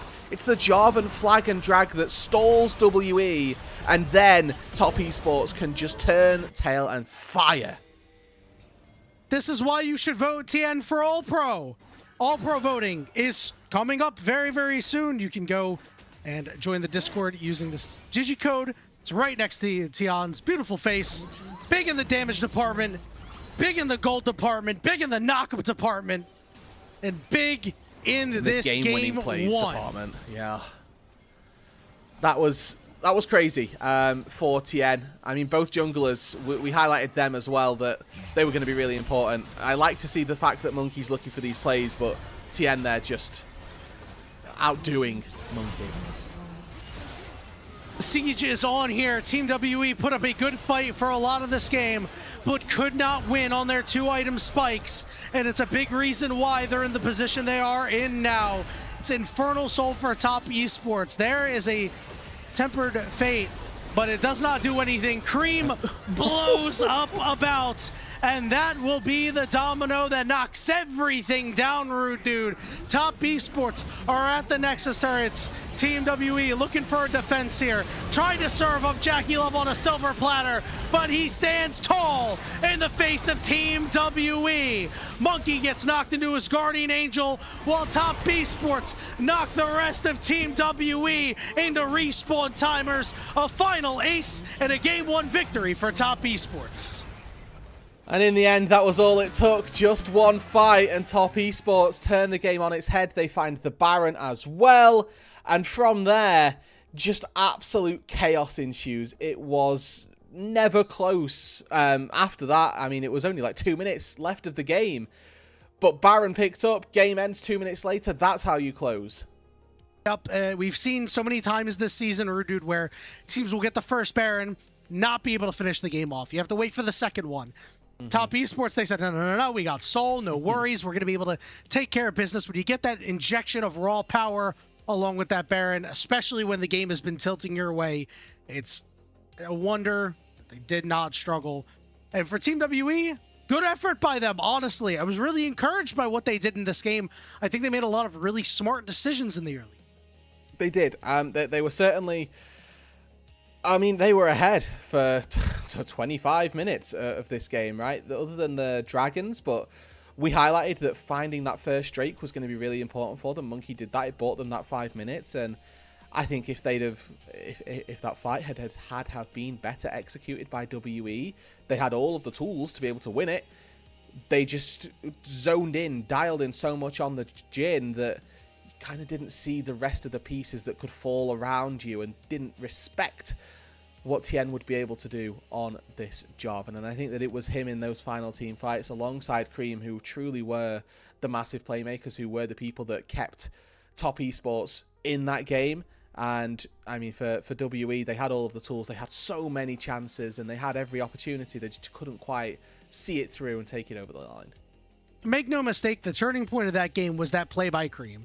That three-man Annie stun that just went down in that brush that was like, essentially, all right, you lost your opportunity there, Team WE. Everybody gets knocked up. It's just a crazy fight. And then, again, Karis is kind of left going like, what the heck happened? I think that if that fight doesn't happen that way, we're looking at a very different game. Again, I mentioned in the moment, I think that Cube should have been with the team there as opposed to getting that tier 1 turret. I think it was a little greedy there. I think that when you have the poke, you got to get it done. Dude, let's talk player of the game here, because I think there are a lot of really good options for Top Esports, because I think they all played pretty equally good.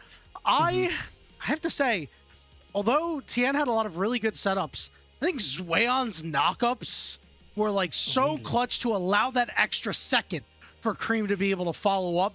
It was so perfect between the three of them that I can't really decide. I mean, I'm at a loss as well here. I think this could be a split vote quite easily.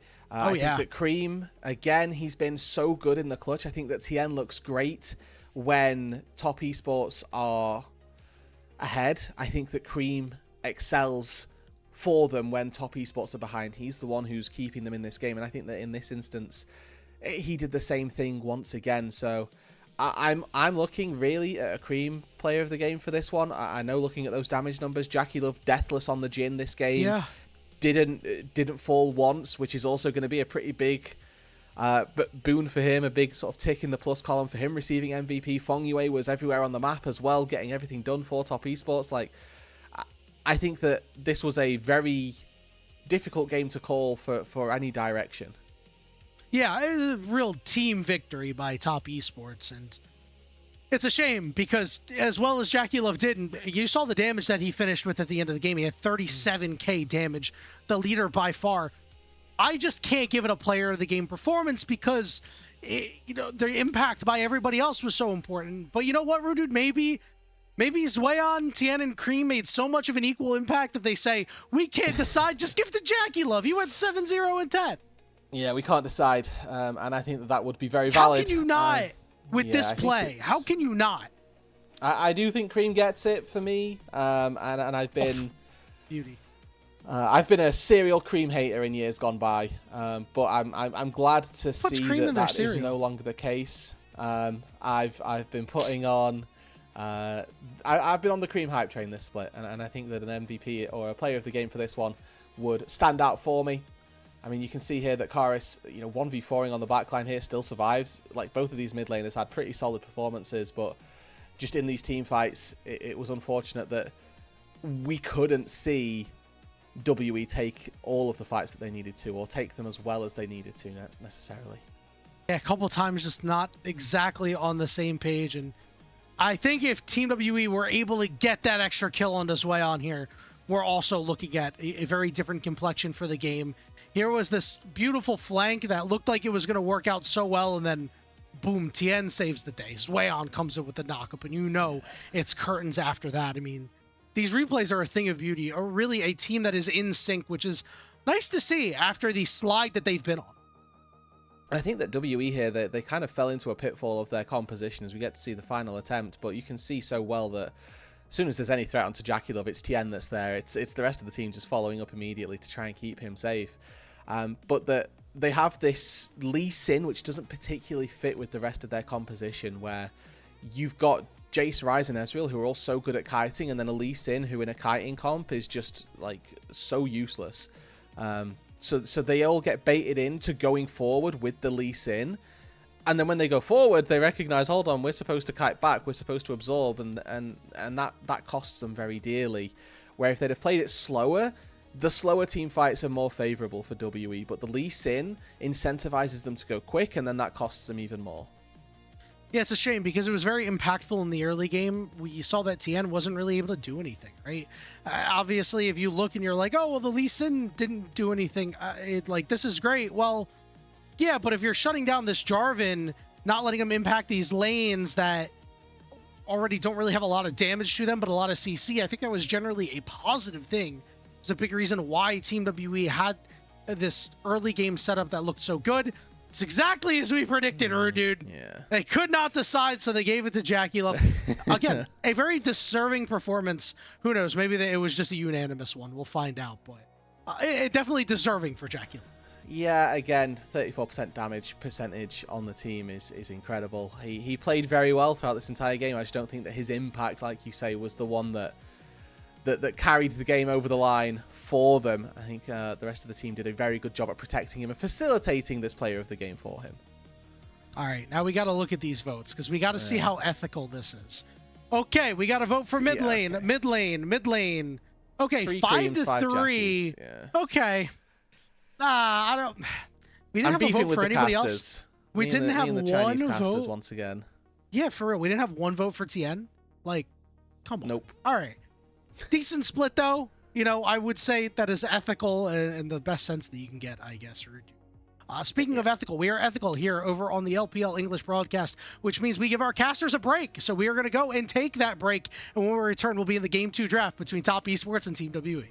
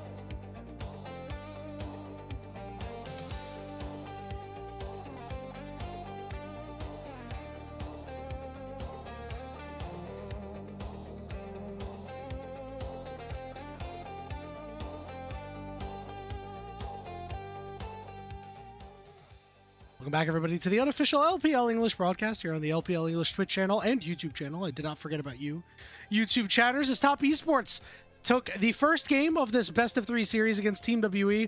Again, not too surprising, Rudu. This is something that you and I definitely expected. I think the LPL fandom at large expected. However, Team WE continue to show fight in these games. They are a much different team than they were just 2 weeks ago. Yeah, exactly. I think coming in, we maybe expected it to be a little bit of a roll, and it not particularly to be too close this time round, though. Completely not the case. I mean, WE had a very, very good opportunity to win this game. Some bad execution, let's just call it how we see it, around crucial fights, and importantly, I don't even want to call it bad execution. They just got hands checked, and Top Esports outplayed them in these team fights, which led them to being the victors of the game and WE to be falling down, which obviously puts us in the position of being exactly where we expected to be, but not without the drama that came with this match itself.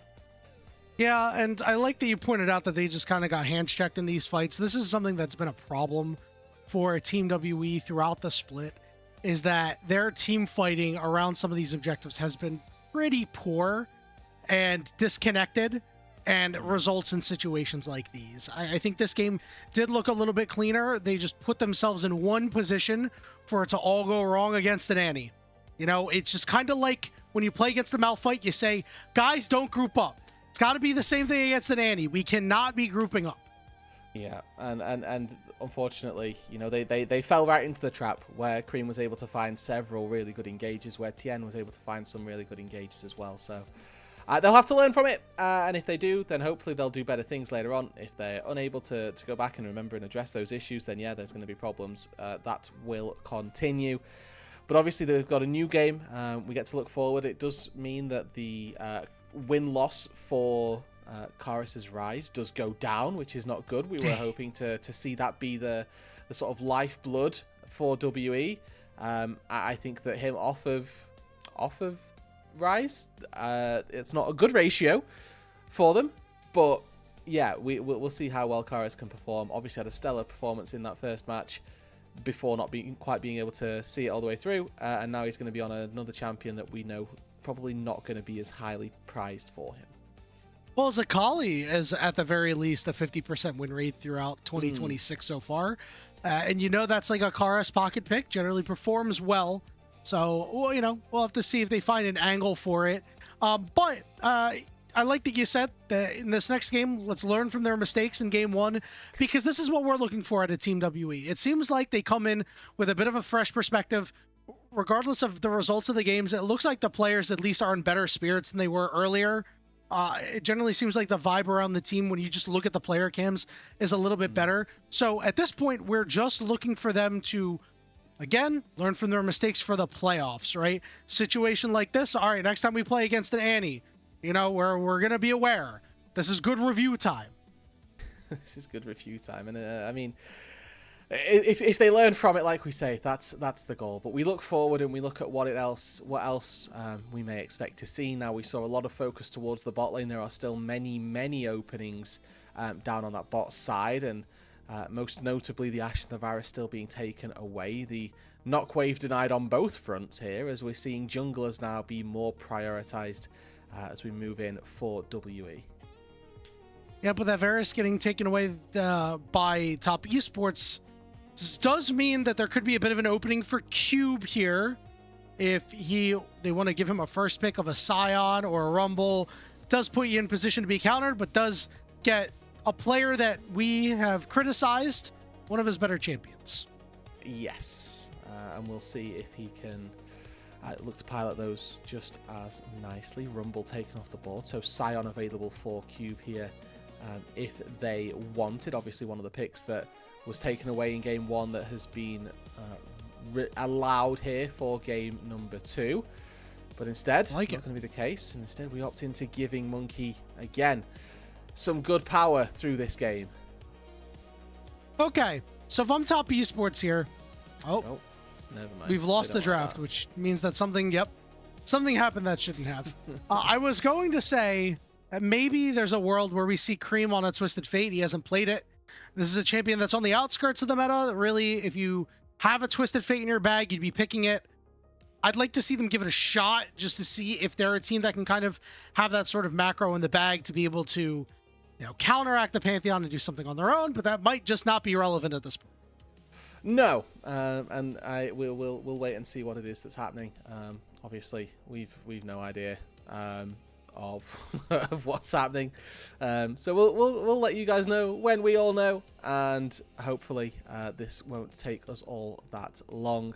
Except that the bans will probably stay the same, but it gives, if nothing else, a little bit of time for these two teams to reassess, to think about what it is that they might want to do and how it is that they're going to look to play this out.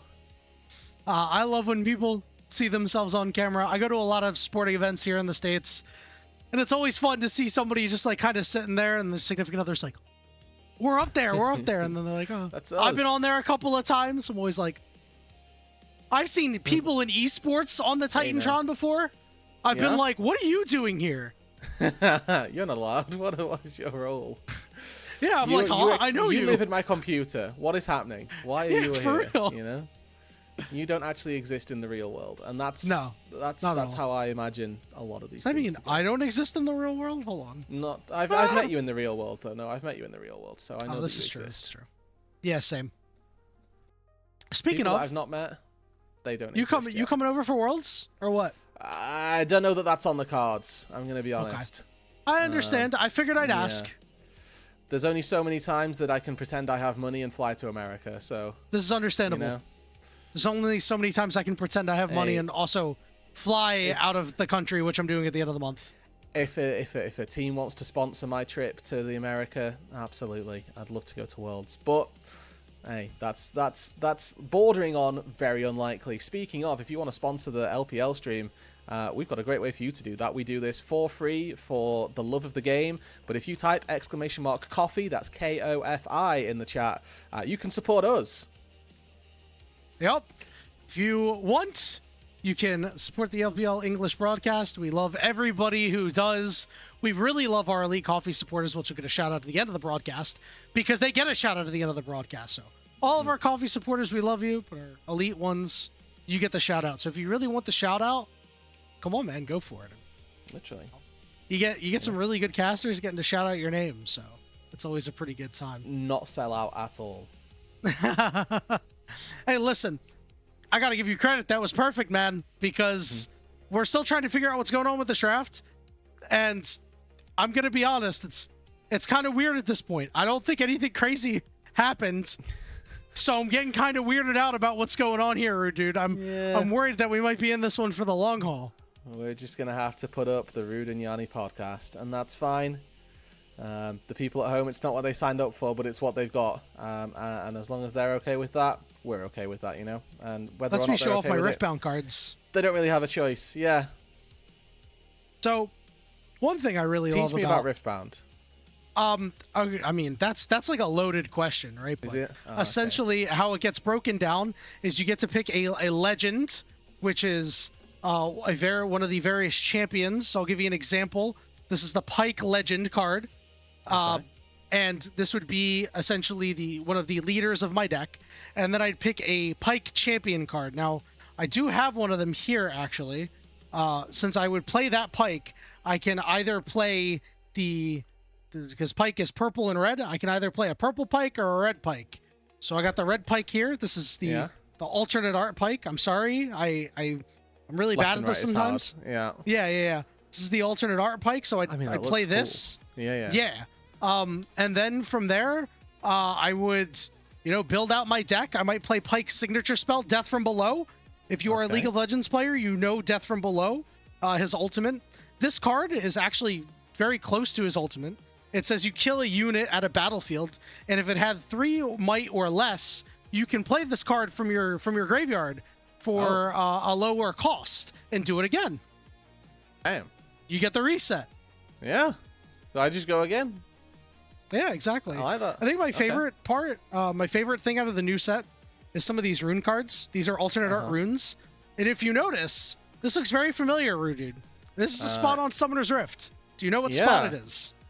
Fury. Oh, wait. Is that the bit where so this changes every game, doesn't it? That's the Dragon Wall. Yes, it is. Yeah? It is the so Dragon it changes Wall. based They on what the put- soul is. Yep, exactly. Now, Okay. all of them have different arts. This is just a random spot in the jungle, but I think they're really, really cool. I'm a big fan of them. I have a ton of them right now. My friends open them, and I'm like, "What do you want? Don't name your price, but name your price." I Luckily, see. my friends are like, "All right, I got you." So, if you wanted to go to Worlds, it would be conceivable you just have to give up your Riftbound hobby. No. I No? live, well, I don't know how much tickets for the World Final are actually going to That's end up true. being, but I live about 2 hours away from New York. Oh, damn. So Okay. I spend I drive an hour up north, I spend $40, I hop on the train, and I get off right at New York Penn, right under Madison Square Garden. I know it's not going to be at the Garden, it's going to be at the Barclays Center, and then I'll just Uber from there. Oh, so it's actually really easy for you to get there. Damn. It Okay. is pretty easy for me. That's a win. Yeah, I mean, I'd take that. Yeah, I do hope that I'll be able to get out to Texas for maybe a week of the games. Went to, we were at MSI having a great time, and that entire week there was probably some of the most fun I've had in my life, just hanging out with esports friends that I really get to see and watching great Yeah. League of Legends. So I'm kind of hoping for the same thing in Texas this year. Get an Airbnb with everybody and just have a good time. That's what it's all about. And we bring the living people or the false people that are living supposedly in our screens, we bring them to life. That's the hope. That's the vibe that we're going for, really. As you know, if I could get out there, I would absolutely love to. Alas, I don't know when the timing of it is. I think it timed quite well, but I am a very busy person with regards to other holidays this year. We have a draft. We can stop yapping. I mean, listen, I thought our yapping was pretty cool because I love talking about Riftbound, but I saw that's somebody true. in the chat who was not happy who seems to not like Riftbound. You know what? That's okay. It's all right. I understand. It's not that big of a deal. That's the them problem. We have a Pantheon That's a them lock-in. loss. Everything So nothing is changed. the same. Sick. Yes. Okay. Okay, What good. happened? Nice. I don't know. The admins had not been working hard enough. So somebody was upset. I don't know. And yeah, we're going back into the same draft. All right. Let's leave that be for a second, and we'll take a look at what's actually being locked in. So the Xin Zhao gets picked up here. It's a good match on those skirmish junglers. Looking at those bot lane pairings that we could still take, things like in the support role, we've got Nami and Lulu still up, so your go-tos for those types of picks are something that we might like to see coming forward. We've got the Aurora pickup here, it looks like, for Cream, which we're happy has been taken away from Karis. Yeah, Karis, not so good on the Aurora this year. Has not had a win on it. That will not change today. It's going to be a Lucian lock-in for Team WE. They're probably going to pair it up with Emilio, which they do. This has been a really good combo for About and Arha. They've really been able to have their impact known in the mid-game and have executed this super well. So we'll see if that continues. For top esports, I'm looking to see if they pick up Seraphine for Fengyue. It's one of his best champions, and it works really well with Xin. Yeah, and I think that this Enchanter pairing, or the Enchanter down on that bot side, is going to do nicely for them. If they can take it, obviously. Instead, with the Lucian Milio being locked in, we know that About and Arha have been probably the best spot on this WE map, consistently speaking. So they're giving themselves the tools here to go off and try and be the carry that their team needs. And I kind of respect that. I'm definitely okay with this as their ideal. The Ambessa gets locked in for Zweon here, blind onto the top side. You can now take this time to ban away those counters. The only real one you need to get rid of, which I have done, is the Renekton. So lots of good work already from Top Esports through this draft. They've got, again, very dive-centric composition, and we'll need to see whether or not WE can find a way to answer that. This Ambessa lock-in is notable because she did get some nerf bat to her. The cast time of the public execution takes a little bit longer. I remember having this conversation with fellow LPL English caster Alk. He said, quote, "If you get hit by this ability, it's your fault." And honestly, I'm with him on that point.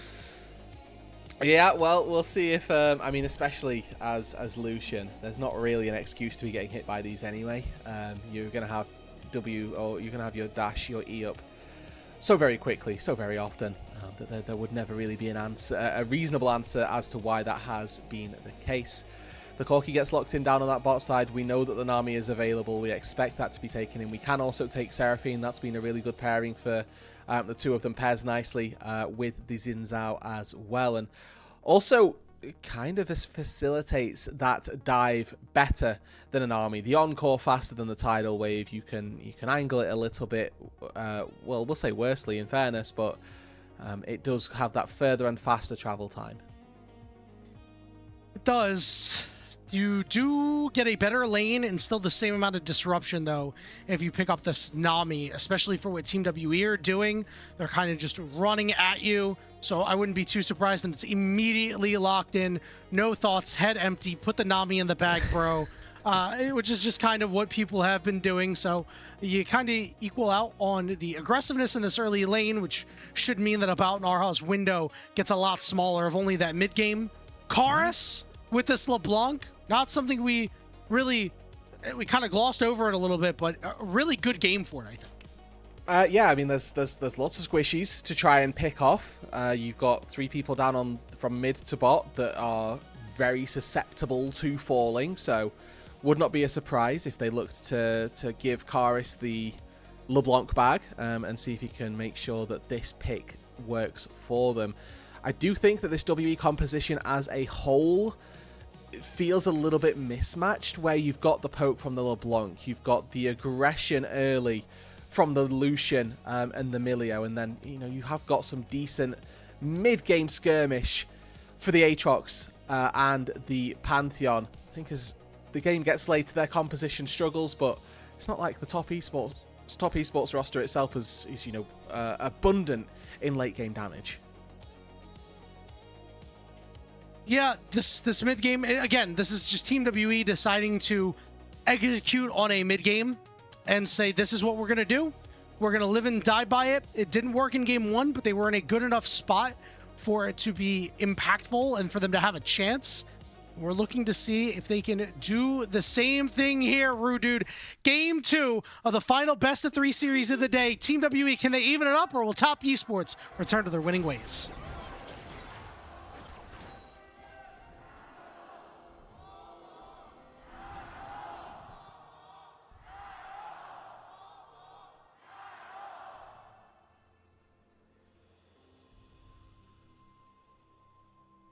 Alright, nothing too crazy here, although Zwayon is going to come down here to help out TN on this red buff, just making sure that Monkey's not poking his head in there. Should have an idea, because Zwayon's coming a little late to lane, that we have something afoot on the top side of the map.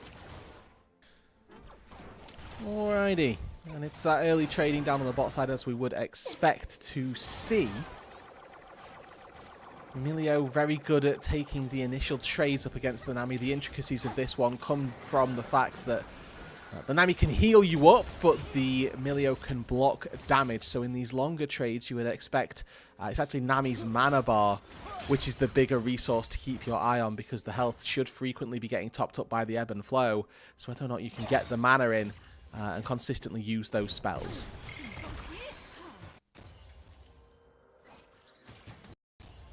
Karis and Cream just hanging out for the moment. We already saw a little bit of trading. Both of these guys chunked out. Karis opting into the teleport. We did see in Split 1 and a little bit of Split 2 that players would opt into Ignite in these scenarios, mostly because of the empowered recall that was on the boots in the mid lane, which you don't have anymore. As Fungyue and Jackie Love continuing to take it to About Narha, About getting quite low here. And that's through barrier as well, so double sums are spent early. Oh, pulling on the top side. Okay. Hold on, Zwayon very low, and now Monkey's bot lane. All right, well, we have to wait and see what's going to happen here, because, we deal with a little bit of feed issues for the moment. Looks like Monkey's getting closer, Rude Dude. What's happening? All right. It's a double kill for Jackie Love. What happened? Okay, TN showed up. That's what happened. Jackie gets 2 kills. He's up 800 gold right now. And we don't even know what the heck happened. You know, that's one of those situations where you pause it, you come back, and you're thinking, what on earth has happened here? Oh, we get a okay, replay. thank you. All right, I'm going to cast this. Monkey trying to come in looking for a play. Both members tagged up. The flash was a little late. Feng Yue's in trouble. Jackie with the turnaround that onto about. They left him unabated. Feng Yue still alive under the turret. And now Jackie looking to kite this out. Tien is going to show up to save the day for his AD carry. Monkey will go down easy. A red buff over to Jackie Love. A 2-0. And you know they weren't going to get RR because we already saw. Yeah, you know, looking at that play, is it like, do top esports get out for free, or do B, WE find something? The secret answer is hidden option C. They get double killed somehow, and with that, top esports feeling very, very good, because this Lucian Milio all about momentum. The fact that you've got none of it now down on that bot side is a pretty big disaster. So we'd like to see top esports use this now. You've got Tien, who's playing this Xin Zhao, got a lot of opportunity to make some plays happen early. You've got this Corki, who likes to spend a little bit of gold early on getting himself into that 2-item spike, where the Lucian likes to get items in really early, but the gold lead for Jackie Love here feels really, really good. Yep, you have brown bag boots on Lucian compared to a ruby crystal, your longsword, and its here on top of it. It just means it's going to be so hard to kill Jackie Love at this point of the game with the sustain that the Nami brings out. A little bit of extra damage. I mean, they were already winning the trades, but look at how they continue to go. Jackie Love's red buff just wore off, so at least a little bit of relief, but that's it. Yeah, pretty much. That's the best we've got for you, folks. And you know, that's not good painting. That's not a good picture to be painted, as they don't spot Monkey here just yet, but it's just This is a good setup. No. Yeah. Yep. Monkey going to be able to sidestep. No turnaround to be had. Although the Mega Fire Kick did hit Feng Yue, so as long as top esports can stymie what Monkey wants to do, they're going to be in a good spot. Keep him down, keep him from hitting level 6. And things will go well. About is level 4 compared to Jackie Love's level 5 as they decide to go in and take the fight. About's down to about half HP, but Jackie Love has those empowered auto attacks. There'll be no more fighting to be had. Top esports nursing about 1,000 gold. Oh, it's so hard right there for top esports. Like, if I'm Jackie Love, I'm itching to press that W key and just like get a triple Valk, kill them all. But I know that like that's the type of play that can go very quickly, throw the game back into WE's favor. So I respect the caution that was exercised there. Now, I'm looking for what it is that WE are going to look to do to come back in this game, because despite the fact that neither of these teams scale tremendously well, I do give the scaling advantage over to WE. Like, this game doesn't get easier for WE. This is like a you have to go through the mess to get out of it. You can't try and find some alternate route through this composition to get yourself to a late game, because when you get there, you just lose anyway. This is Monkey's 20th career game on Pantheon. 6-13.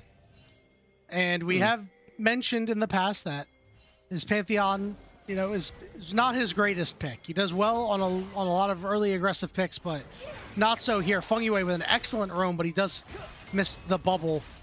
Monkey trying to do what he can, calling his laners over because he wants to get ahead here. The smite went down for Tien. Now he's level 6. Turnaround's going to go into Monkey. He gets bubbled up. Arha and Karis here to try to protect their jungler. It's a damn fiesta in the jungle right now. Feng Yue bursting down to half HP. Here comes Cream on the backside. Karis in a little bit of trouble. Has some cooldowns. Is going to be back in the Brambleback pit and just kind of hang out and distort over the wall. And all of the top side laners here are just thinking, what on earth are these kids doing? Why are my junglers going for this? Where's the flash on a Monkey? Monkey with a turnaround. Tien drops his ultimate cube once in, but the health bars are not here. Public execution, and Swayon is ready to rip him apart. On top of Karis, who gets over the wall, and now Tien leading the charge. Wants to find more. Karis distorts back as he's got the brushy jukes, reminiscent of Civ HD. Turning around onto Tien, bursts him out and takes him down, but has now found himself in the enemy jungle. Will top esports be able to find anything more? The answer is no. Alright, Yanni, I'm here for the chaos, I'm here for the fiesta, and Top Esports are the ones who profit from that. It's a kill over to Zweon here in exchange for a kill onto Karis. Now, it's important to look at who it is that's falling here. It is the junglers both times going down. And that overall, you know, makes it that trade of, okay, you're giving both solo laners a kill, both of your junglers are falling for it, but a flash comes through from Monkey here, and they think that they found the engage, but Tien's level 6, so he's able to brush off this engage very easily. Cube gets no real value from this World Ender, and he's not able to find any sort of reset. As we look back on live, and there's already another fight. Fengyue is not the one on target. It was Tien, in fact, the one who got taken out there. I just love Team WE sometimes. Yeah. Man. There is no reason you should be in their jungle at this point in time when you are, you know, Monkey, who was formerly 0-2, and things weren't looking so good, and yet you just are able to get in there anyway. You say, I don't care. We're going to go in and take everything away from Tien and try to set him behind. It's a blueprint that teams have done very well to try to get ahead of Top Esports. Grub's going to be picked up here for Team WE, which is going to help out this mid game once you shift about an Arha to the mid lane. Cream already somehow exerting some pressure into this mid lane, despite the fact that Karis has this gold lead. You see he's not taking favourable trades really at all. And obviously with Top Esports having this composition that does do a little bit better as this game gets later, them being in the ascendancy at this stage feels pretty good. It's the same sort of position that WE found themselves in last game. We know how that one ended, but for Top Esports, their hand check capability, definitely something that we've seen be pretty consistent, and in this series as well, seems to be on their side. As when we're looking for those objectives, we've got a Drake spawning in about 90 seconds time. I think Top Esports will be looking to try and take that for themselves as well. They've got all of the tools to be able to do so with a 1.3k gold lead on Jackie Love. He'll probably be looking to go back to base and maybe even finish off his Trinity Force here on this recall. Depends on the amount of gold he's got, but both he and About were just sat down on that bot side the entire time farming up. Not really doing anything for the team, just getting themselves some gold, and shown in the fact, yep, Jackie goes back, he's got that Trinity Force now, and he's feeling very, very accelerated, if nothing else. And because he was stronger, he was able to maintain and even widen the CS lead a little bit down there. So, big reason why he's up on this Trinity Force right now. As you just spotted out, the first player to finish an item in this game, Zweon just went back and picked up his Eclipse. So, we're seeing these Top Esports spikes. I imagine that means that in 40 seconds, as you mentioned, the Dragon will likely be theirs. Team WE want to fight. It's going to be a big uphill battle. Yeah. I mean, they don't have those first items just yet either, right? Monkey goes back to base now, picks it up, and I mean, Cube might be able to pick up that Sundered Sky first, but I think even going down to this Dragon is a bit of a loss for WE. Would expect them to... I would expect them to take this fight. I would hope that they'll try and find gold elsewhere on the map. Well, Cube did go and teleport upstairs, so won't be around for this Dragon fight.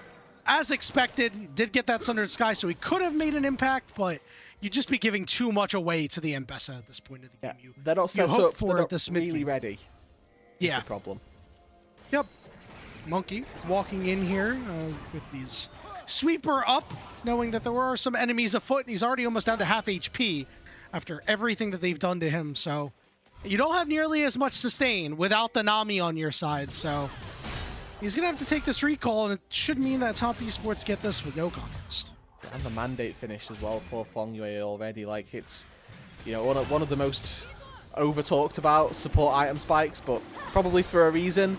Mandate picked up for an army. Feels very, very good. It gives your AD carry a whole load of power, and it kind of means that this first, or this second Dragon rather, but the first time that we could have seen these two teams take a relatively fully fledged fight, just does not have that chance. And I like this from WE. A little bit of restraint where necessary. Again, they have continued to show growth. That's really what we're looking for as they're getting ready to head into the play-ins. Remember, they are already locked for play-ins. No real surprise there, given their 1-10 record. But again, growth is really important for this team. They have shown some today. Already really proud of what they've been able to do. And it's a big reason why you might see Monkey on this Pantheon, as mentioned a couple moments ago, not really his strong suit. But get us some extra stage games on it. Try to make it a weapon that you can use later on. And, you know, on the other side of the coin, for top esports, we mentioned that this was a must-win series, really, not in the sense of their standings, but for the journey of their season. Not 2-0ing here doesn't build the confidence that this top esports roster needs to suggest that they're going to be a playoff fighting team. I don't think that the organisation was expecting it coming into the split, but with the massive start that they found themselves taking, I think they'd be disappointed at this point in the season if they didn't.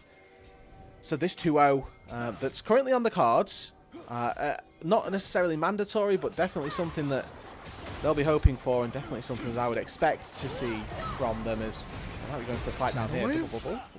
Yep, we got a flash out of Arha there. So again, priority bullying here from Top Esports. You are stronger around this Corki. The Trinity Force to Essence Reaver is not a comparison. You're going to take all the space that you want. Recall does manage to be channeled for Karis, as he's going to have to walk out the long way to that mid lane. We are seeing on this top side that it feels like Cube is getting the better end of the trades, but Zwayon actually 2 kills worth of gold and up over his counterpart here. As you can see, just the amount of damage that both of these AD carries are going to be able to do. Definitely not something to be scoffing at. A Q and an auto cheeky rocket thrown in by Jackie took about down to about half HP through Milio, and all of the shielding that that guy can provide. But you can see, like I say, top side doesn't look like it's going well for Zwayon, but he's got more gold and he's doing pretty well. Now it's starting to go well from World Ender popped by Cube. Now that this is going to go on cooldown, Zwayon, I'm sure he's thinking, I've got the green light to go. I think Cube's thinking, I've got to go back to base and just concede all top priority. He just walked up, ate a full Ambessa combo, didn't trade back at all because he was under the turret. That was very confusing. It was going so well for him. But he sort of makes one blunder. Now all of that top lane prior that he was sort of establishing for himself is completely rendered useless. No ultimate for him for this Rift Herald up in 5 seconds. Monkey also burned an ultimate, didn't really get anything out of it. So these are both going to be down. Teleport coming up for Zwayon on this top side. Walk up with his shield and try to get in the face of Karis. They moved him over to the top lane in an effort to fight for this objective. Yeah, Eclipse has been long finished for Zwayon, so doing a very good job here. Putting that damage on down, as you can see here, some consistent trades going through. Finally forced to flash, but the Herald already started here by TN. Those first items have now come through. Culling coming down, forces the heal out of Feng Yue. Now Team WE with a man advantage, looking for some positioning. Tidal Wave is going to split the gap, not do a whole lot, but it's going to allow time for Cream and Zwayon to show up. Monkey forced to flash away, and now the fight split. Public execution in front of the Herald pit. Down you go. Karis being run down by TN here. TN's got the health advantage, will dash, but Karis with a little bit of trickery here. And you know LeBlanc is good for it. Jackie Love going to look to finish him off. Will flash after him and do so. I love that. You've got rockets available. Don't give the LeBlanc the opportunity to try and juke away from you. Just flash on her, give you the auto attacks, and take her down. That's going to be the Herald you'd like to think picked up here for Top Esports, but he has his ulti in about 20 seconds. He's coming back from base, and Top Esports don't feel confident enough to take this for themselves. I'm going to back away here as Zwayon on the top side, relying heavily on his Eclipse shield. Oh, they all... Well, not all of them cancel the recall. 2 of them do. Feng Yue healed up Jackie Love to get there. I think it's because this Dragon's coming up in 25 seconds that Top Esports are backing to put the priority on that objective. Let's take a look at this replay, starting with the Feng Yue flash. Yep, good flash out means that he doesn't get hit by the Q, means he doesn't get followed up on by Monkey, which means he's not going to take the boatload of damage in front of the Lucian. Now, the culling comes down and it actually does a decent amount of work. Unfortunately here, WE just haven't really checked all of their angles. They've got Zwayon coming in from one side, Cream's able to TP flank in from the other. And, you know, despite this nerf to the Ambessa ulti, still finding it's landing pretty consistently when Zwayon is piloting it. Does end up being a nice 2 for 0 here for Top Esports, and they are able to find the Dragon off the back of it as well. So Soul Point at 17 minutes picked up for them. 22-minute Soul on the cards here, Yanni, once more. Called it out during the fight, but a really underrated tidal wave by Feng Yue there. Just made sure About and Arha couldn't get close, allowed time for Cream and Zwayon to show up, and from there the fight was history. And now 4 minutes and 30 seconds away from an Ocean Soul, and that might be something that's going to be impossible for Team WE to overcome. They don't have consistent damage. They have burst, but I don't know if they have enough burst to be able to single out more than one target. Everybody on top esports will be able to sustain up and survive. Alrighty. The Herald is going to go down into this mid lane, and that gold lead hasn't particularly grown here for top esports. It sort of stood stagnant at whatever it is that Jackie has. Good bubble. Beautiful bubble. The breath of life can't save Monkey. Public execution hit a bound. He has to flash away, but he's getting run down. Ultimate mega fire kick just to keep Zweon away. Can't burst out. Jackie Love. Karas went for it. Tien will use that crescent guard, and the fight is over. A 1-0 for top esports. And I mean, that is perfect Nami play from Feng Yue there. The timing that you have to get to make that stick is very tricky. So he deserves a lot of praise here. One of our featured matchups for today was that support role, largely for their playmaking capabilities now. I mean, I wouldn't say that either of these two supports are necessarily playmakers in the support role, but it's Feng Yue finding the way to do it on the Nami here, which is very surprising. Aha had the Bard last time round, has been put onto full Enchanter duty this time out, and we're not expecting to see too many great things from Emilio in terms of mechanics, but you can see Feng Yue channels the bubble before the Herald even lands, so he can catch him mid-air. Like, that is crazy work. That's beautiful timing. That's somebody you know that's been in the practice tool, trying that over and over again to be ready for when that happens. I feel inspired by that the next time I play Nami, so thank you, Feng Yue, for a nice display of mechanics. 30 seconds until the Baron is up. Really feels like Team WE are in no condition to fight, despite the fact that they're only down about 1,000 gold. They have not been able to hit their mid-game spike. Goodbye about. Jackie Love gets the kill there. Team WE are certainly in no condition to fight now. Jackie Love might have got the kill. Cream did all of the damage to take that one down. That's a KS moment right there, but I don't think they particularly care about, maybe this, again, hesitate to say this, but maybe the strongest player currently in the game for WE getting taken down is always a win, and he's 2,000 gold behind Jackie Love, so Lord knows what that Corki's going to go back to base and buy, because I feel like their items are far too closely matched currently for the current gold differential. But Cube here trying to take things out of Zweon. He's looking for the turret. World Ender, he's going to get Monkey's help as well and heal up. Zweon forced to flash away. Cube flashing after him, and the Infernal Chains will pull him in. And it's a big shutdown going over to Monkey. It's a necessary shutdown here for WE. They needed to find something. They'd been losing out consistently for the last sort of 20 minutes or so, to be perfectly honest with you. So finding some sort of avenue back into this game is pivotally important, whether that's through Cube being this mammoth Aatrox, or whether that's through Monkey. We will wait to see. Nice sidestep on the bubble, and now the top esports support has been caught, and Team WE find 2 quick picks. Yep, and this is just a snowballing strategy here. You find one pick, let's try and snowball it into another one. Feng Yue there trying to sneak some wards into the jungle he had no right to do. And it does give now an opportunity over to WE. That's a couple of kills back in their pockets, about able to get a little bit of gold back now. And be pretty much even on those item breakpoints with Jackie Love, right? It's not the same level of item, right? Trinity Force Mirror Mana, definitely a little bit more up there in terms of expense account necessities, but he sat components of an Infinity Edge plus the Navori and the Essence Reaver, so this Lucian, once he's got that IE, going to feel really, really strong and should be looking to pump out some serious damage. Yeah, it's really the alpha Trinity Force and Mirror Mana versus the beta Essence Reaver and Flicker Blade. It's not going to get you done in this fight. 20 seconds until this dragon is up. About does not have that Infinity Edge. So while WE have the positioning right now, which is good, they need to avoid getting knocked off the block by top esports. Teleport coming in. Zweon's going to get this big shield and is going to be ready to go. Hello. They have a good idea of where WE are at. About is already pretty low. And now top esports look to move their way in. They're shoving down the mid wave for right now, looking for that control. About down to about half HP, getting a little bit of shielding and healing as the dragon has been started, but they don't have the damage to rip it down. Here comes the tidal wave. Monkey has been bursted out. He's got his phalanx up, but they will fall nonetheless. Meanwhile, Karas, his clone 2, will go down. 5v3. Cube bursting with damage, about trying to kite this out, but there's nothing he can do about it. 4-0 for Top Esports, and the Ocean Soul is theirs. And I think that might just be the straw that breaks the camel's back here for WE. Chances back into the game are going to be very few and far between.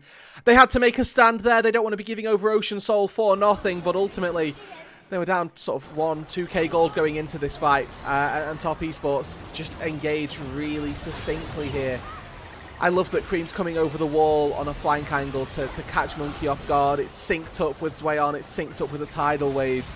Everything just lands flush for Top Esports, and Cube tries here inside the mix of everybody, but it's just not enough. Final last dance for WE to stop this Baron. Hey, good effort there. Unfortunately, the life of Arha is forfeit. Monkey is ready to come and does have his ultimate available, but they're...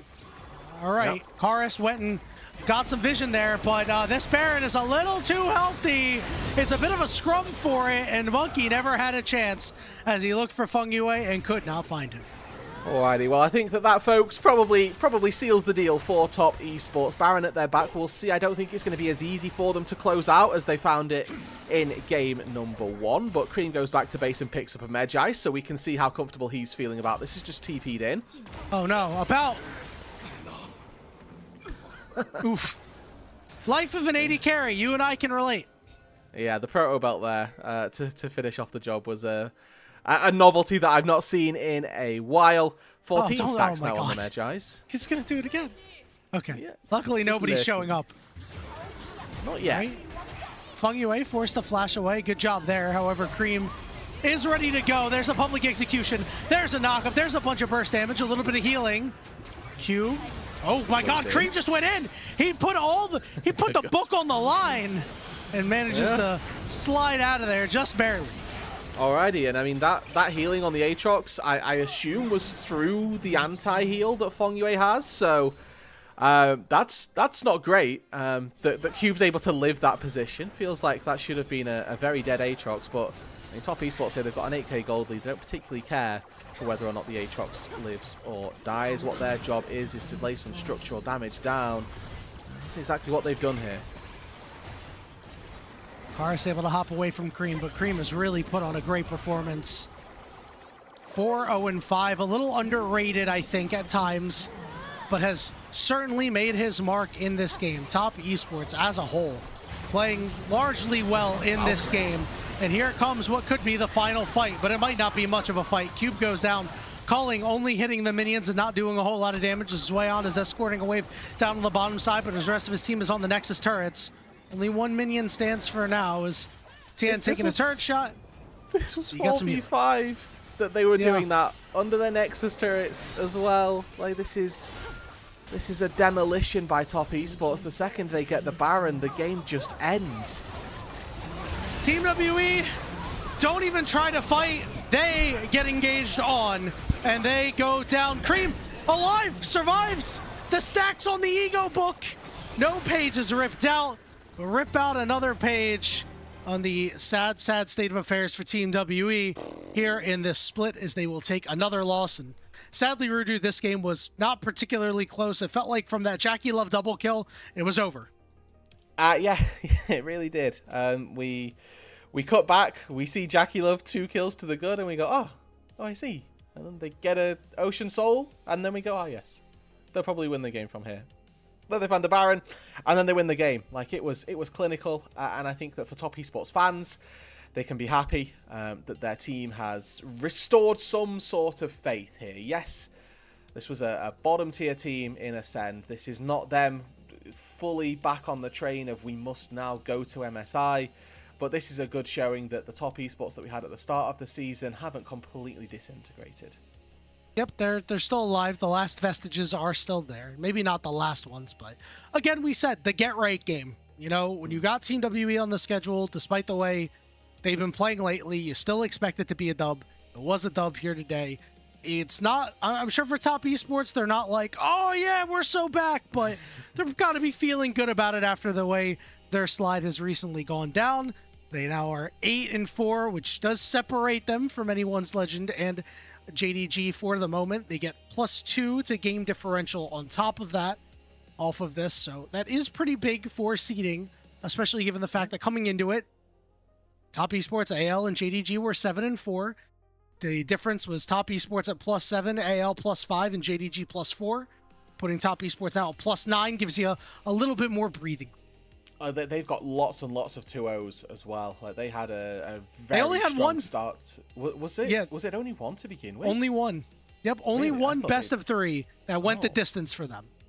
Yeah, is it? So they had a lot of 2-0s, right? So they were just Yep. slamming everybody. So that's why they've got this really positive Or game getting score for them. slammed as Yeah, all that. as the last week showed, because they got 2-0'd by Weibo and then 2-0'd by AL. So it's either these guys don't want to be at the arena long. They show up, they say, let's play some league. They go, damn, we lost, or great, we won.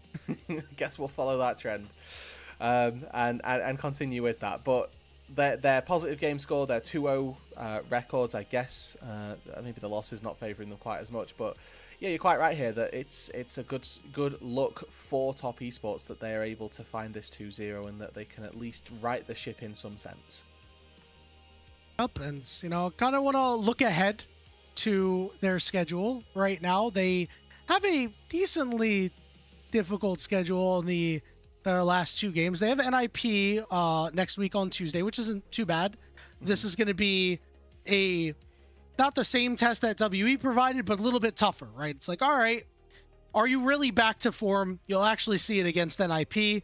And then they have BLG to end the split, which is definitely going to be a very difficult one to contend with, especially with the way both of these teams have been. For Team WE, the road really does not get easier for the end of the season.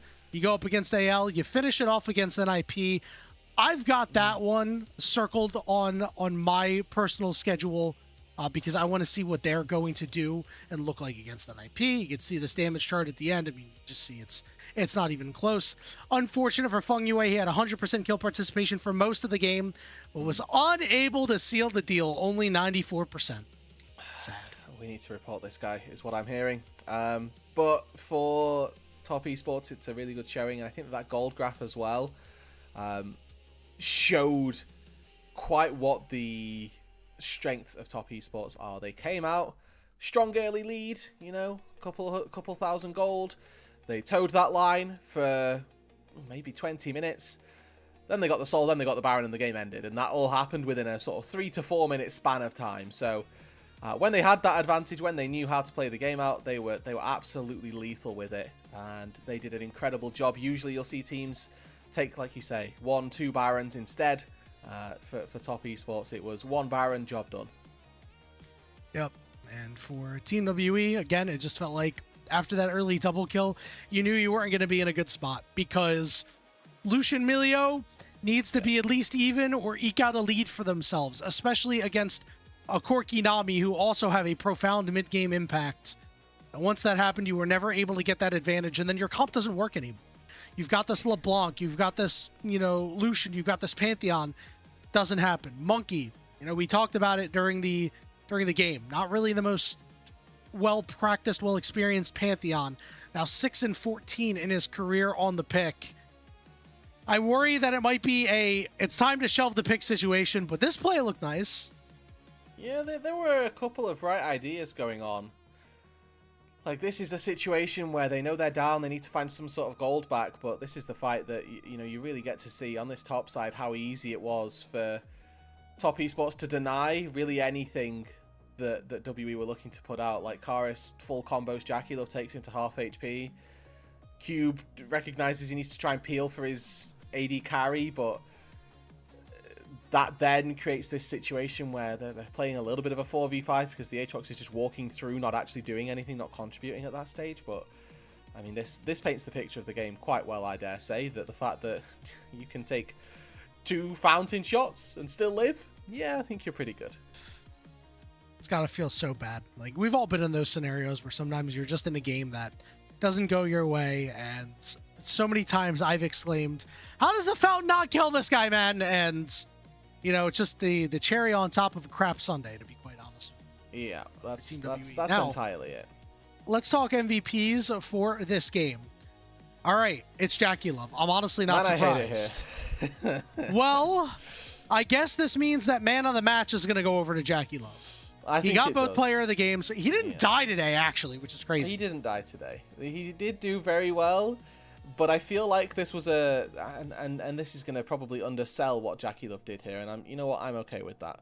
This was a very put the fries in the bag kind of day for Jackie Love. He didn't really come under too much threat in that second game. They played one good fight down on the bot side where they were getting ganked. Outside of that, I don't know that anything they did in this second game was amazingly special. I will say game one, probably a lot more.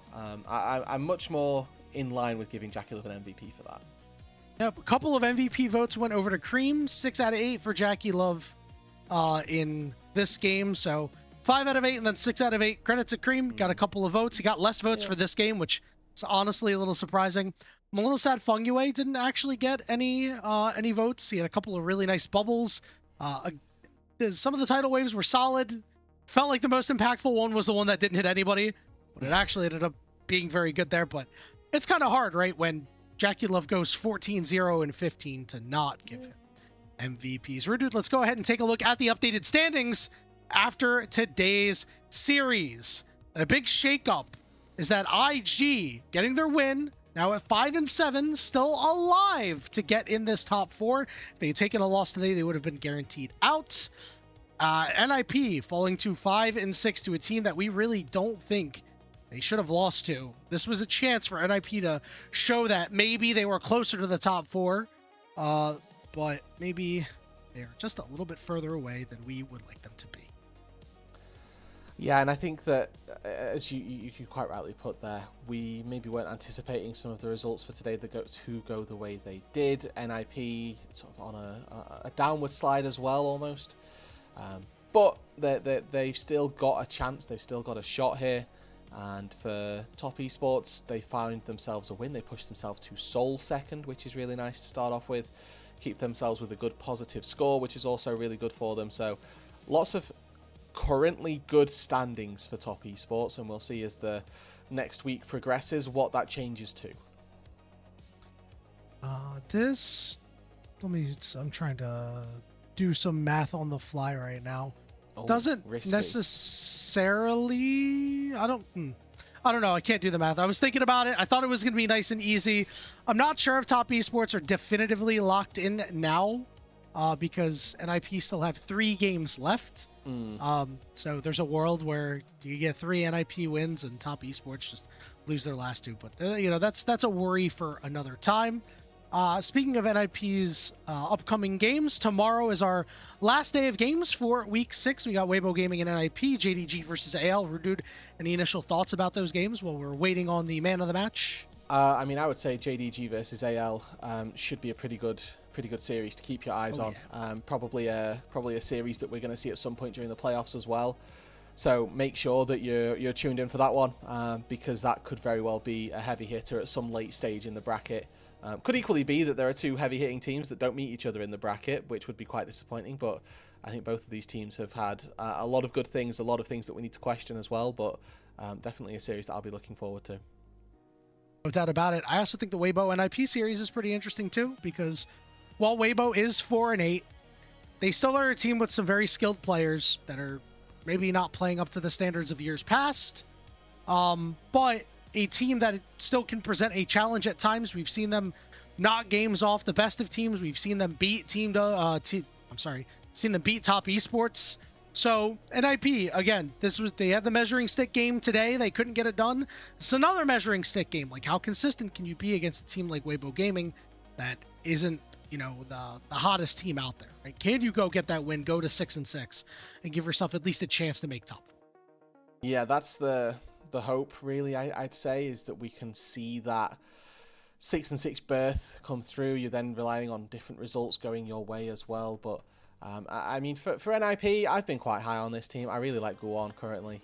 I think this guy has been one of the really surprising parts of the NIP roster for me necessarily. So not to take anything away from him, but just my viewing experience of NIP has been shaped by how well Guan is doing. And like just earlier today, getting to see him pop off on Shyvana, that felt pretty good. Seeing him lose because the rest of his team weren't quite able to do too much feels a little bit worse, but say Levy, that's where we are. Yeah, not too good. Now, I said earlier, you had messaged me earlier that you were like, Go on all pro vote? Question mark? I'm Guoning my all-pro votes, absolutely. First, second, and third. You're doing what to them? I'm Guoning. Yeah, goon on, that's for sure. You said that, not me. Rudude, I don't know how you would give it. I don't know how you would vote for him even third team. Like he's had a great split. Don't get me wrong, but I mean, you talk about the jungle position, and you talk about Tarzan, Tien, and you talk about Junja really well as too. Like and Shun, like all of those guys have played so well. I think it's hard to give Guan a vote, which is a shame because I think he has been deserving. It's just that jungle has been such a stacked role in the LPL right now. I mean, when you take a look at the junglers on every top team right now, the aforementioned ones that we had, and then you have Wei on IG, who has been pretty good. You've had Jeje, who has been really good in Weibo's wins, has been like the big leader of the team. The worst jungler in the group is Monkey, and you can do a whole hell of a lot worse than Monkey if he's the worst jungler in the group. And that's not a slight to him. It's just how good the role actually is in the LPL. We do have a lot of good junglers. This is true. And maybe giving my flowers to Go, I might have to wait for a time when he deserves the all-pro vote necessarily. Which maybe it's not today. Maybe it's not this split, which does feel a little bit sad to say, but it's for the viewer's experience. You know, it's all about whether or not I've been having fun watching, and I'd like to think that everybody at home is having fun watching as well, because he is doing some good cooking in these games. You should have a lot of fun watching NIP. This is a team that I think a lot of people should really care about, because this was a team that kind of everybody on the broadcast and a lot of people who watch the LPL and consume it regularly kind of left for dead at the beginning of the year. Like, this is a team that we looked at their roster like, it's not going to be that great. This is going to be a team that's hanging around in Group Nirvana going into Split 2. And then this team just kind of shocked everybody and, it has a decent record in Group Ascent. Like, they are still outside the top 4, which is unfortunate, but they are still doing well. The most shocking player of the match I think I've ever seen, Jackie Love. I mean, listen, he won both as player we said, of the games. Well deserved. Player of the match. Whoa. He did not die. He did not die. He gets to go. He gets to go home. And the next opportunity for somebody in the LPL to kill this man is on Tuesday. That's not bad. That's a good tagline. I mean, he's not seen a grey screen today, which is also good. Yeah, this is true. It's always a good time when you're playing AD carry and you do not go down for a loss. He was elite today. You know who else is elite, Rude Dude? Our Elite Coffee supporters, Aaron, Soup, and Mung, because their pledged financial contributions help level up the broadcast and give back to the cast and the crew who strive to give you an English LPL product almost every single day. We talked about the matches. Let's talk about who's covering them. Tomorrow, we got Bloxer and Grapes on Weibo versus NIP, and then for JDG versus AL, it's K-Man and my fellow Philadelphia Eagles fan, Slayer, that'll be on the call for that one. You're not going to want to miss it. But for myself, for my co-caster Rude Dude, for Ice Behind the Glass, for the casters who came before us, and for the entire LPL English family, we want to thank you all so much for being here with us today, and we hope to see you tomorrow for some more LPL action.